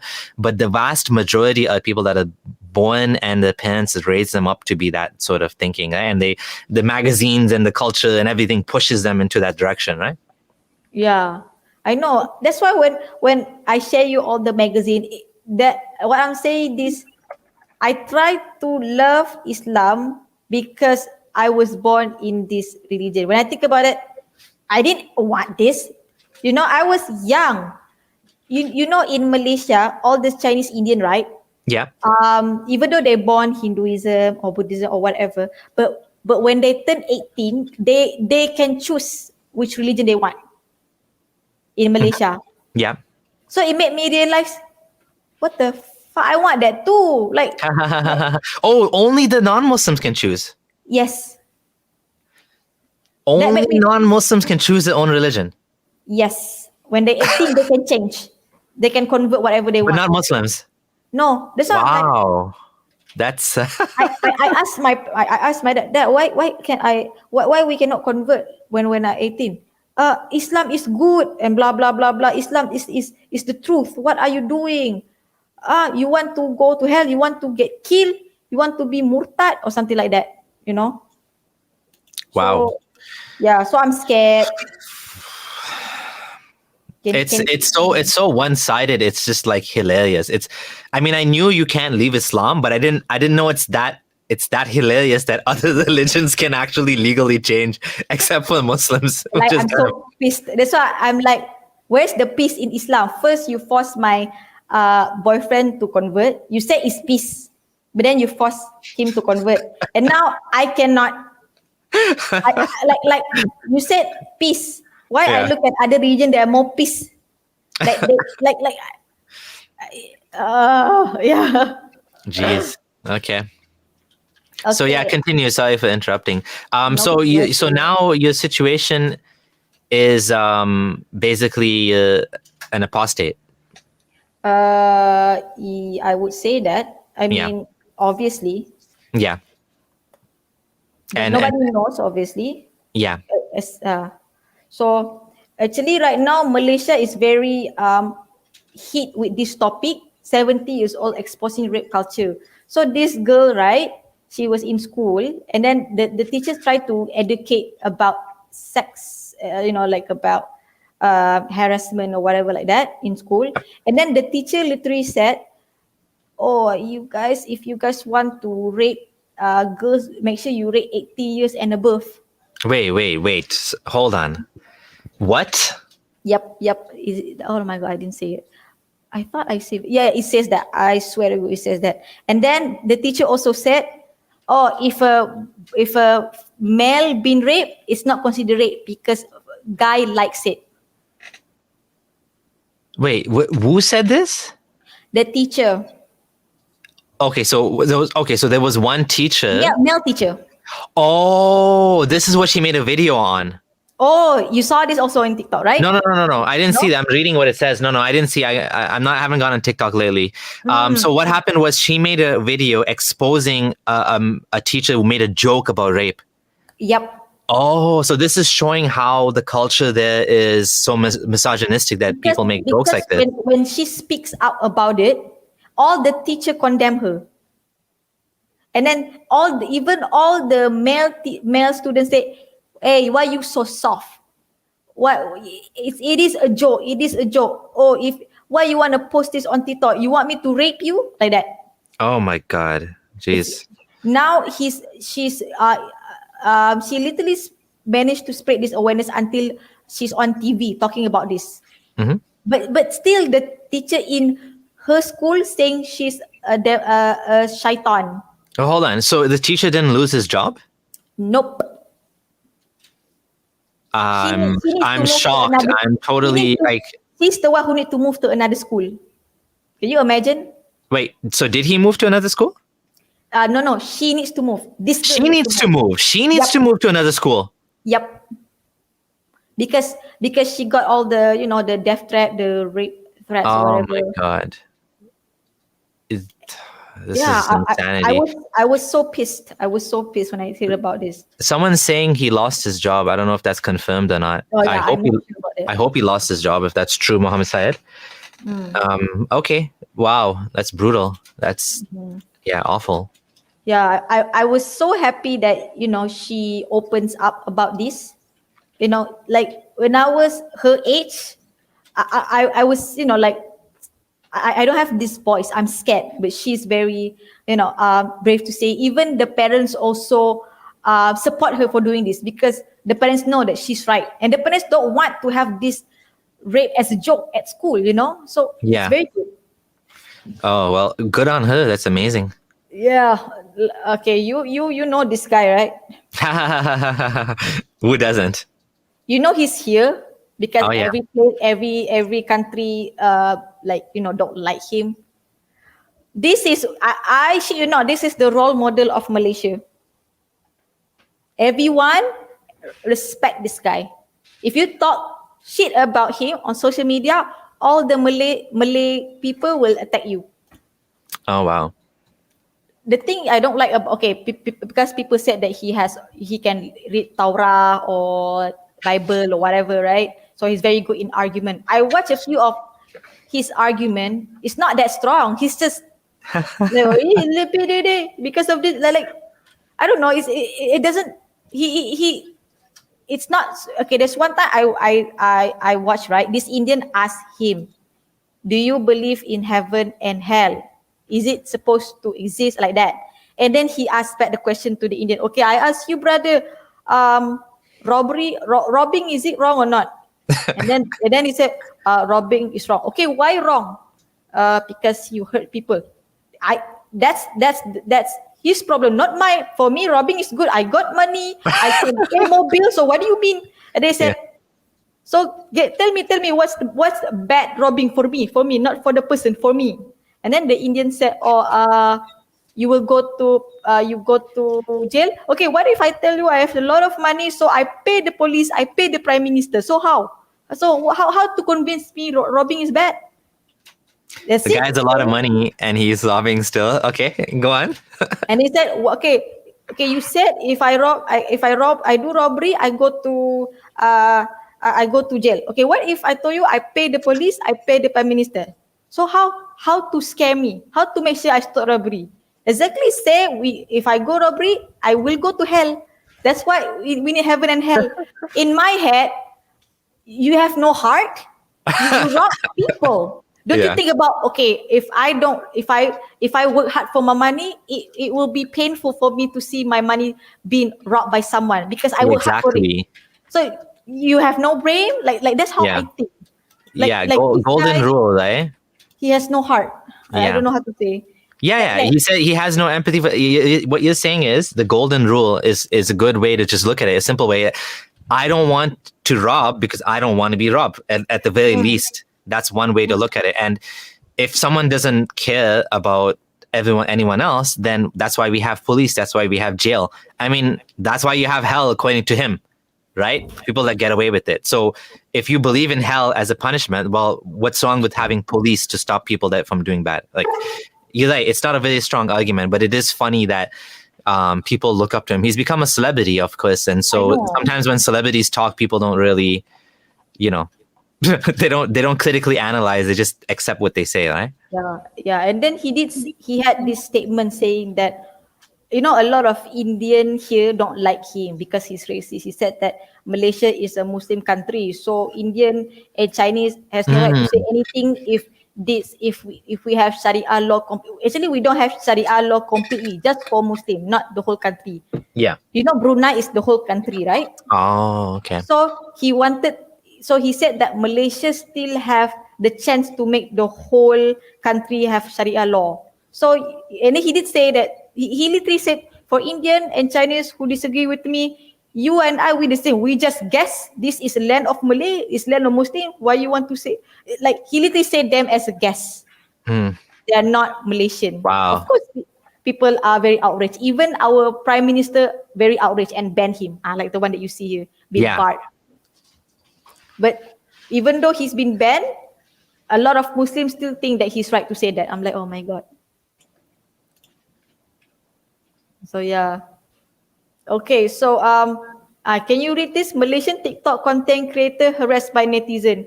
Do you know that Malaysia is actually, our country is like top 2 best cyber bully?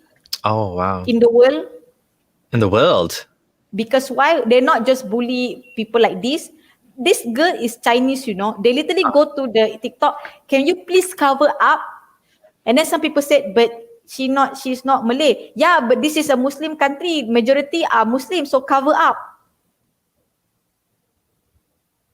They literally attack. That's crazy. Yeah. Yeah. So yeah, it's like it's not even safe. So yeah. So do you know about Sajad? I think I saw this at some ex-Muslim page. Oh no, I haven't seen. She's an influencer. She has this. I would say she's like me. She tried to be a good Muslim, even though she's trans.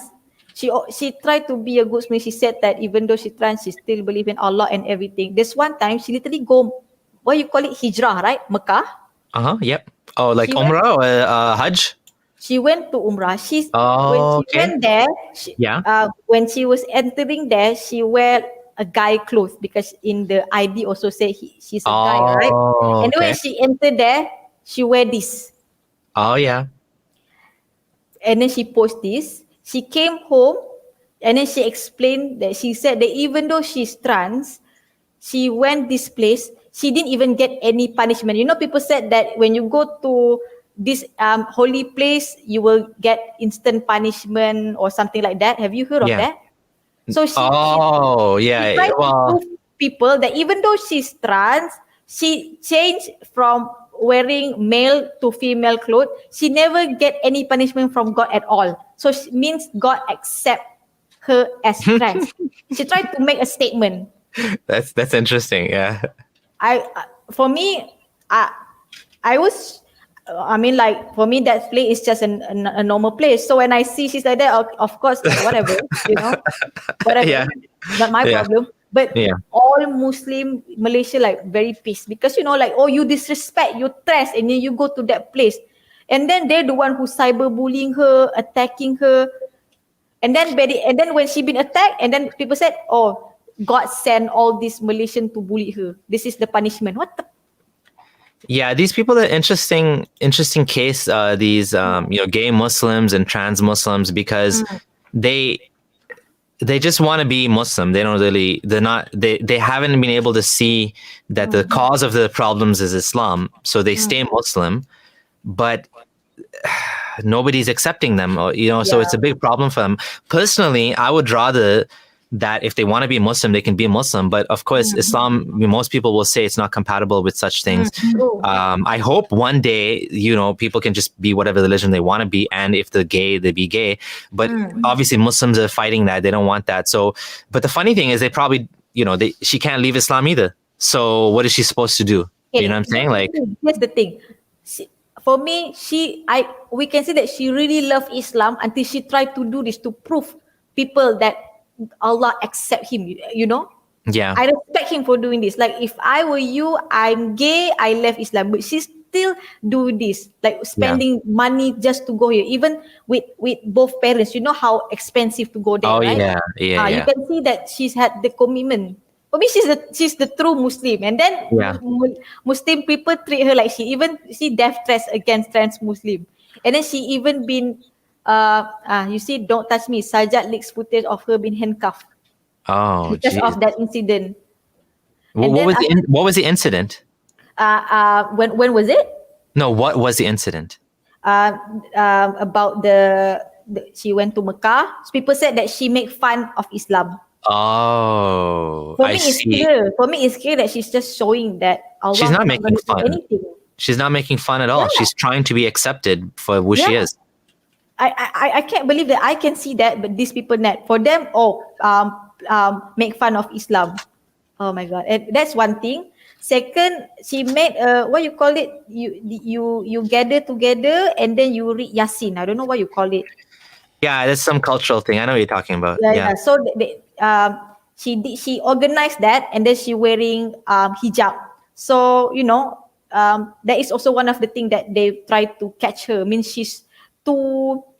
She make Islam as a joke lah, because she's a trans, and now she's trying to be a good Muslim by wearing hijab. So it's a joke, So people mad at that, like, if you trans, you are guy, so stop wearing hijab, and then make people think that Islam accept people like you are like that. So she been handcuffed, and then when she got out, she was crying because she paid she got lawyers, so she got out. She made live video on her social media. She was crying. She said that I tried to be a good Muslim, but the Muslim itself don't want me. I believe in God, but what's the point if I be good? I do sedekah, I do this. The Muslim themselves do this to me, like treat me like this, like punish me. I feel she said something like maybe Islam is not for me. Maybe I should just go out. She just said that statement. You see what happened after that? Murtad dihukum bunuh. The Sharia makes statement. Those who apostate, what is it? The penalty is death. They can have 3 days to try to tawbah. If not, kill them.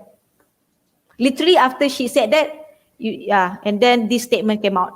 It suddenly becomes serious about apostate. Before this, I never heard about apostate case in Malaysia. Suddenly after that incident, when she said, I better leave Islam, this happened. Now they want to make it, serious. Yeah, it's more pissed off. It's interesting that I was trying to look it up. I can't find it. That there are some hadith that talk about. I mean, I found this one. I don't know if this one actually is cursing the mukannats, which is basically the men and the women were imitated men, meaning like a man that dresses like a woman or something. But I do know that in many Muslim societies, including Iran, they're more likely to accept someone as transgender than gay. So like a lot of gays in Iran, then they just say that they're transgender. They don't say that they're gay, because obviously gay is not acceptable, but transgender is acceptable. So, but less unacceptable, let's just say. But yeah, so this is interesting. So then now people were saying that she should be killed. This was about her specifically? I would say so, because literally after that statement, 2-3 weeks after that, suddenly they have this statement about apostate. Oh wow. So I think obviously about that. So, and it makes me more pissed because I'm in this state, and then I'm in this status of not believing, and now, even though it's not for me, but you know what I mean, I feel like, where's the freedom? Where's the freedom? Like, it just make me pissed because, like, first, I do not choose to have this religion. I was young, and then boom, suddenly my parents are Muslim, and now I've been stuck in this religion, and now I can't get out. Now, if I want to get out, I must die. Like, am I in a mafia gang or Yakuza gang? Because I know Yeah. Yakuza did that. Once you go out, they will kill you. Yeah. So I'm confused. Am I in mafia gang or Islam? Because Islam supposed to be peace. Yes. So it makes me very pissed off about this. Mhm. So yeah.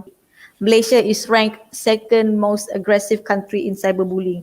They last time, because of the Ramadan, they all go to Israel page and like literally just bombing and trolling Israel until the minister of Israel noticed, and they made a video about Malaysia Oh wow. That's like that. crazy. Yeah. Getting on the map for cyberbullying, that's not a good thing. For them it's good because we did it for Allah. This is the only Yeah. way for us to. For them, I don't know the logic. I said that yes, I support Palestine, but I don't support bully. They said, Yeah. and then they said they deserve to be bullied because I'm like, but you bully all Israel. The thing is, not all Israel are bad. Some people who did try to, Yeah. it's the government, not the people. Some people support Palestine, but say no, they're all Jewish, they're all the same. They have agenda. They want us to think they're good, and then they step in the back. Yeah. I'm like, oh my god! Like, I feel bad for Jewish people if Absolutely, they come yeah. to Malaysia. But, they can't actually, because we won't let them. Malaysia Oh won't yeah. let any Jewish to come here actually. Any Okay. Israelis, you mean, right? Yeah, Yeah. Israel. Ex-beauty queen becomes target trolls, calling out Miss Universe cyberbullies. She's trying to say that stop bullying this Yeah. Israel, Miss Universe, and then she's been bullied by Oh Malaysian as yeah. well. And all of them are Malays and Muslim. This is one that I really want to share. This ustad saying is very funny. He said that, okay, this jangan kita rasa anak. He said that we don't need to think that Palestinian kids needs our help. So, okay, you know what happened in Palestine is very bad, right? Bombing and everything. The water is not clean, all those stuff, right? Yeah. This guy said, we don't need to help all these Palestinian people. Last time my friend went to Palestine and see kids playing around. And then my friend asked the Palestinian kid, you not scared? He said, no, I'm not. You don't want to live here and be safe? No, if I leave from there, I cannot die. You know what it's called? Die shahid, is it? Yeah. Shahid? Martyrdom. Yeah. I cannot die shahid because I want to die for Allah. And then he said that, you see, brothers and sisters, you see how strong their iman, how brave they are. We don't need to help them. Our job is to strengthen our iman so we can all have high iman and then face the judgment together. So we don't need to help them. We need to focus on our iman. He literally said that. Interesting. Yeah. I guess the other people that are apolitical in the Muslim community, is this guy Sufi? Sufi as in what? You mean the... Like this more into spirituality and nafs and stuff like that, because I know even here in Canada there's people like that where they focus more on like inward rather than, and they don't want to be involved in politics at all. I'm not sure. Yeah, could be. Yeah. But and then one of the ustazah said, also preaching about this, all the Palestinian women, they want to stay there, they want to die for Allah. Why there's a lot of kids? Because they the one who want to breed more kids. So even though they die, the Palestinians still live. Where do they get this? Because when I watch the video, I can see all the Palestinians need our help, crying. Yeah. Why? Crying that I just want to have normal life, I just want to go to work. They didn't say that I want to die for Allah. Like, where this Yeah. coming from? No, they definitely don't want to die. That's for sure. Yeah, And I think the foreigners' perspective is very different than the locals. The locals, it's a yeah. very much a political thing. For a lot of Muslims, it's a religious thing, right? A lot I, of like non-Arabs, before, non-Palestinians. yeah, before this, I never care about Israel Palestine because I told you I don't like I keep my religion secret, so I don't care about this because I thought in my entire life Israel and Palestine is war religion, like religious war. Yeah. And then when I look in TikTok videos, seeing Palestinian being, the apartheid, and then how they've been abused, and then everything, I'm like, this is humanity problem. Like I need to speak out about it. Like I need to support those who've been oppressed.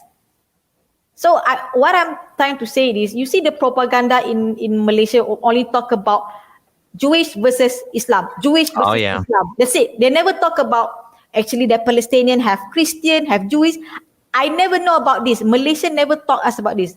I need to Google outside, like go to TikTok and go to the Western side to know. Oh, actually, there's Christian and Jewish in Palestine. I thought it's only Muslims. I'm like, what is wrong with Malaysia? Mm. Yeah, only this year I realized that it's not a religious war. Before this, I thought it's Oh all yeah. about they want the Masjid Al Aqsa. That's what Yeah. they talk about. Yeah, and then some of my Malay friends said we don't need to help them because in Quran said this war going to be for another 70 or 100 years, and then the Imam Mahdi will come. So you're saying that we're gonna let they all die and die and die and die? We don't need to help because Quran said so. Yeah, Yeah. and then he said that don't question. I'm like, why cannot question this? I'm like, so cannot question the Quran. So it's very, like, yeah, it's very like they're very. What's the word that you said? Not brainwashed. What's the word that you just said? Indoctrinated. Yeah, Indoctrinated. Yeah. it's like when we try to doubt something, they're scared to question it. When Yeah. I question it, don't question it. Don't question this. Don't question that. So it's like I don't know. When we question it, they said we need to pray, not try to find the answer. You get what I mean? You heard Yeah. this, right? Yes. I don't know. I don't know. I don't know. So yeah. Okay. I think uh, how to say so on all of these thing, right? I don't know why. I feel like I want to, like I very close with my mom, right? I told you, right? So that one day that I feel like I don't know why I feel like my soul is not like it's what do you call it's not I need to let something out before I die. Mhm. Like I Okay. feel like I need to share to my mom. So literally during Mother's Day, my mom called me, and then uh, she said, "Hi, Umaira, what's up?" And then I said that Happy Mother's Day, Ma. And then like I want to tell her, but I don't know how. Even though she's not religious like my dad, but she still believe in Allah. She's that moderate Muslim. So I'm scared that uh, she's not going to accept me. But by the end of the day, I feel like I have to tell her if she don't accept, fine, I don't have a mother. At least my soul is in peace because I already Yes. told, like that. So before I start to set that I apostate, this is how I ask my mom. Ma, remember that last time when we used to have cats? Yeah. Remember that we always cage our cat? Yeah. And then what happened to the cat? Oh, the cat, when the cat went out to the cage, the cat always angry and try to scratch and trying to run away. Like means and then we start to change how we take care of our cats. We don't cage them. So when we don't cage them, they don't even try to run away. Instead they like to stay with us. We even open we have a small door, like a dog door. A dog's like a small dog door so they can Yes. come Yes. out. We have Yeah. that door so the cat can come and come out, come in, come out wherever they please. Even though we give that freedom, they still choose to come back to us. Yeah. So I told this like, Ma, you do you realize something, Ma? What? That cats they know they are born to be hunted. They like trees, they like to go out, they like to hunt. So we have no right to cage just because we want to kitchen because we feel like we own them. Oh, you my cat, you need to stay home. Just because we feel we own them, we don't need to teach them. So when we give the freedom that they want, they choose to love us, not to fear us. So yeah, actually that's how I feel, Mom. About what? That's how I feel about the religion. I said, what do you mean?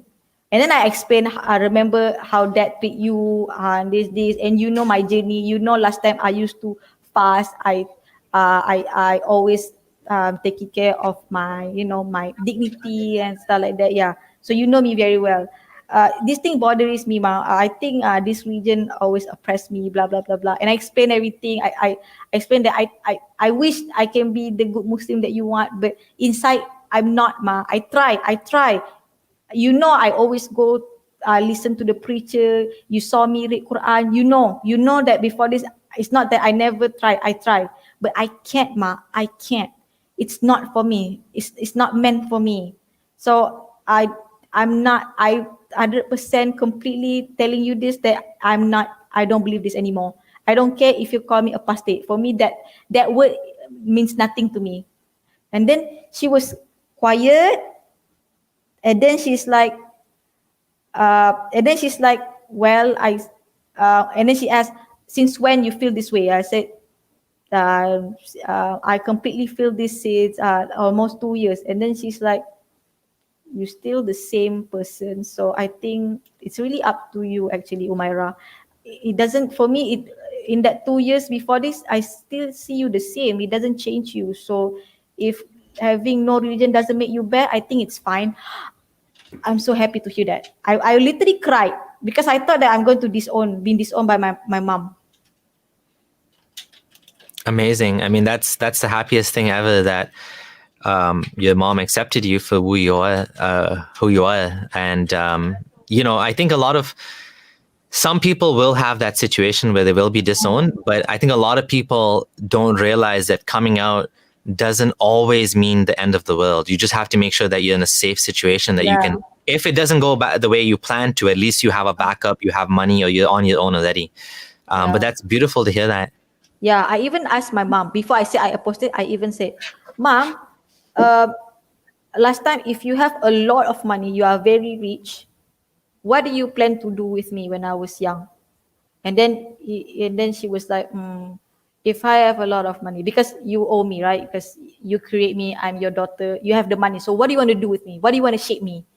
Because I want to hear her, her answer is going to know whether she's a good mom or not, Because she have the money and she owns me. She's the mom. I'm young. She have the money to shape me. So what you want me to be? I asked her that. And then she said that, actually, I see what you want first when you were young. If I see you like to you like to play badminton, means I will focus, give more extra class badminton, and I give you to join more sport, and then you can be professional. Very nice answer. Did I lose you? Are you still here? Parents disowning apostate child is a rare thing to happen. That's good to hear. I think Umaira got disconnected. What a beautiful story, and like a beautiful way to end the stream. Once I'll wait for her to come back, but it is definitely one of the best things that can happen when someone leaves Islam, that the family will accept them, right? And I don't think her dad would accept, but her mom accepted her, which is good. It's a relief. It's like a weight coming off your shoulders, that the ones that and I know some people, they can never come out because situation is just not ideal to come out.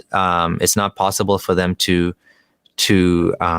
openly leave Islam, and there's too much risk. So my advice to anyone that wants to leave, that it is a possibility that you can tell your family, this is who I am. And it's a beautiful thing, because in some ways, even if they don't accept you, you feel better, because you're like, well, at least, I'm able to be who I want to be. I don't have to pretend anymore, right? Don't ever do that unless you're safe. If you depend on your family for money, or if you don't have, like, you're still in school, anything like that, you have to make sure that, the situation you're in is stable. So get a job, get a career, move out if you can. It's tougher if you're a woman and you're going to be forced into an arranged marriage. Then I would say, do whatever it takes not to get into that relationship, because that can make the situation much, much worse. Being an ex-Muslim woman married to a Muslim man, you have to then have kids, and you have to, it just can make the situation worse and worse. So don't get into an arranged marriage. Avoid that. But be patient. It takes time. It can take a lot of time to build the life that you want to build, right? But don't give up. Keep working at it. Don't give up, and make a plan that'll be 5 years, a 5-year plan to be established financially, emotionally, and it's something really great. Like, it's a good feeling to have. It's liberating both physically and mentally when you leave your faith. Absolutely. If your faith is something that weighs you down and makes your life tough, then it's definitely not something that's good for you. And it'll help you to leave it, but it's not always liberating when you have, everyone against you when you leave Islam. Umaira, are you back? I was talking to myself. What happened? I don't know. I was talking, and then I didn't hear you reply at all, and I realized I was out. What happened? Oh, it must have disconnected. Yeah. So the last, you want to share, you had the picture of the cat, and you were just saying, I think the last thing I said was, I told you that's amazing that it's amazing that your mom accepted you, and then what is the last thing that I said? Maybe I just continue from there. If someone can remind me, because just while you were gone, I just started keeping the stream going on something else. But yeah, just finish your story on. So you managed to tell your mom, and we'll end on that. It's a beautiful way to end. I tried to make my mom to understand why I don't like Islam. So I asked my mom, okay, imagine when you were young, last time you only have me as a daughter, and then you have millions of money. You create, right? Yeah, and so I said, the last thing I said was, so she's a good mom because she wants to invest in you as a child. That's a good answer. Yeah, she said that it's not. I said that, so if you have a lot of money and I'm your only daughter, you don't want to shape me to be what you want me to be? No, Umaira, that's not it. For me, you need to love your career. So from the young, I want to see what you're good at. If you're good at badminton, means I need to give you extra class, give you training badminton, and then make sure you go to a good college for you to be a better badminton player, and then you can be professional. Job is not about what I want, it's about what you want. If you like it, then I love it. And then I said that, I said that this is why I hate Islam, because Allah is not like you. Allah like, okay, I create you, you wear hijab, you don't do this, you don't do that, you don't do this, or you go to hell. Like, there's no path. The path, like, for me, I told my ma, for you, right, you give me this path. There's 2 ice cream, vanilla and chocolate. You choose. Both of them are delicious, but it's up to you. I want you to take vanilla, but if you like chocolate, it's fine. It's still delicious. That's how I see my ma. But Allah, okay, I got 2 ice cream, 1 chocolate, 1 poison. Is that even a choice? Of course I'm going to choose chocolate. Like, that's how I see the choice in Islam. That's how I told Ma, this is how I see Islam. This is the choice. Heaven and hell, that's it. There's no other choice. But with you, you give me path, even though I choose the wrong path, but I make mistake, you make me learn by myself, and I can be a better person and make a better decision.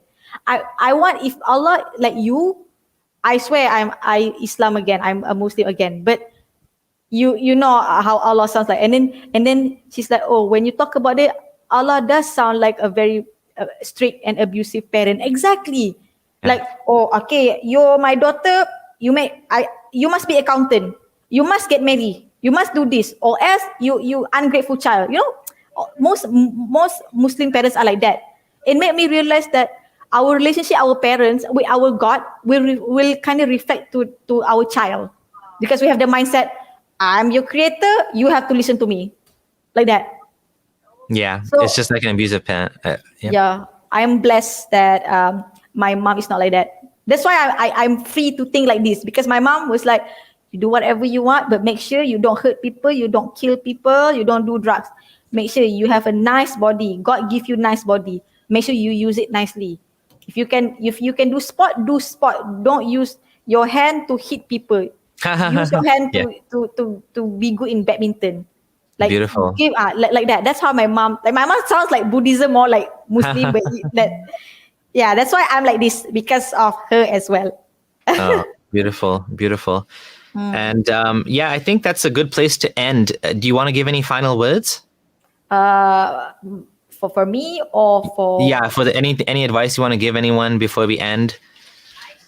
to all people who's listening, or Malay, or any one of you, if you in this religion, if you deep inside you feel like it's not right, it's don't stop, don't stop that voice. Listen to the voice. What's the point of being a Muslim and then depressed every time because you feel like you're doing something not for you? You need to do something for you, for your heart. Your heart matters. Don't care what people said. It's all about your heart. By the end of the day, you're the one who hurts, not them. It's your body, your heart, your choice. Wonderful. I love what you said. So, and we're going to end it on that. Thank you everyone for joining. I'm probably not having any more live streams until next week. And thank you everyone for joining and subscribing, liking the show. And do consider also joining the channel if you can afford it. Patreon is good. Umaira, since you're in the closet and you can't come out right now, we won't share any personal details, obviously. But when you have your YouTube channel, if you stud anything like that, I will post it on the channel and share with other people so that we can keep in touch with you and keep following you. It has been a lovely conversation. Thank you. It's a lot of personal details there that hopefully vague enough that people don't actually able to recognize who you are, but still you shared a lot of, intimate details with us. And I do appreciate that. Thank you so much. Welcome. Thank you for having me. Thank you for giving me this, for using your platform, I'm so happy to be You're here. most welcome. I'm glad that, things are happening and more people are able to do this and to come out and to feel happy with their lives as apostates. One day there'll be a time where there'll be no need to talk about these things because it's just normal. That's what we want, right? We just want to be ourselves and just be ourselves. That's it. Exactly. Thank you for your stream. Okay, everyone. Thanks. Take care for now. Thank Bye. you. Stay safe, everyone. Bye, Stay Abdullah. safe. Yeah. Bye. Thanks for watching. I hope you enjoyed that interview. If you'd like to support me to do more such videos, please consider joining my Patreon. Thanks for watching. This is your friendly ex-Muslim signing out.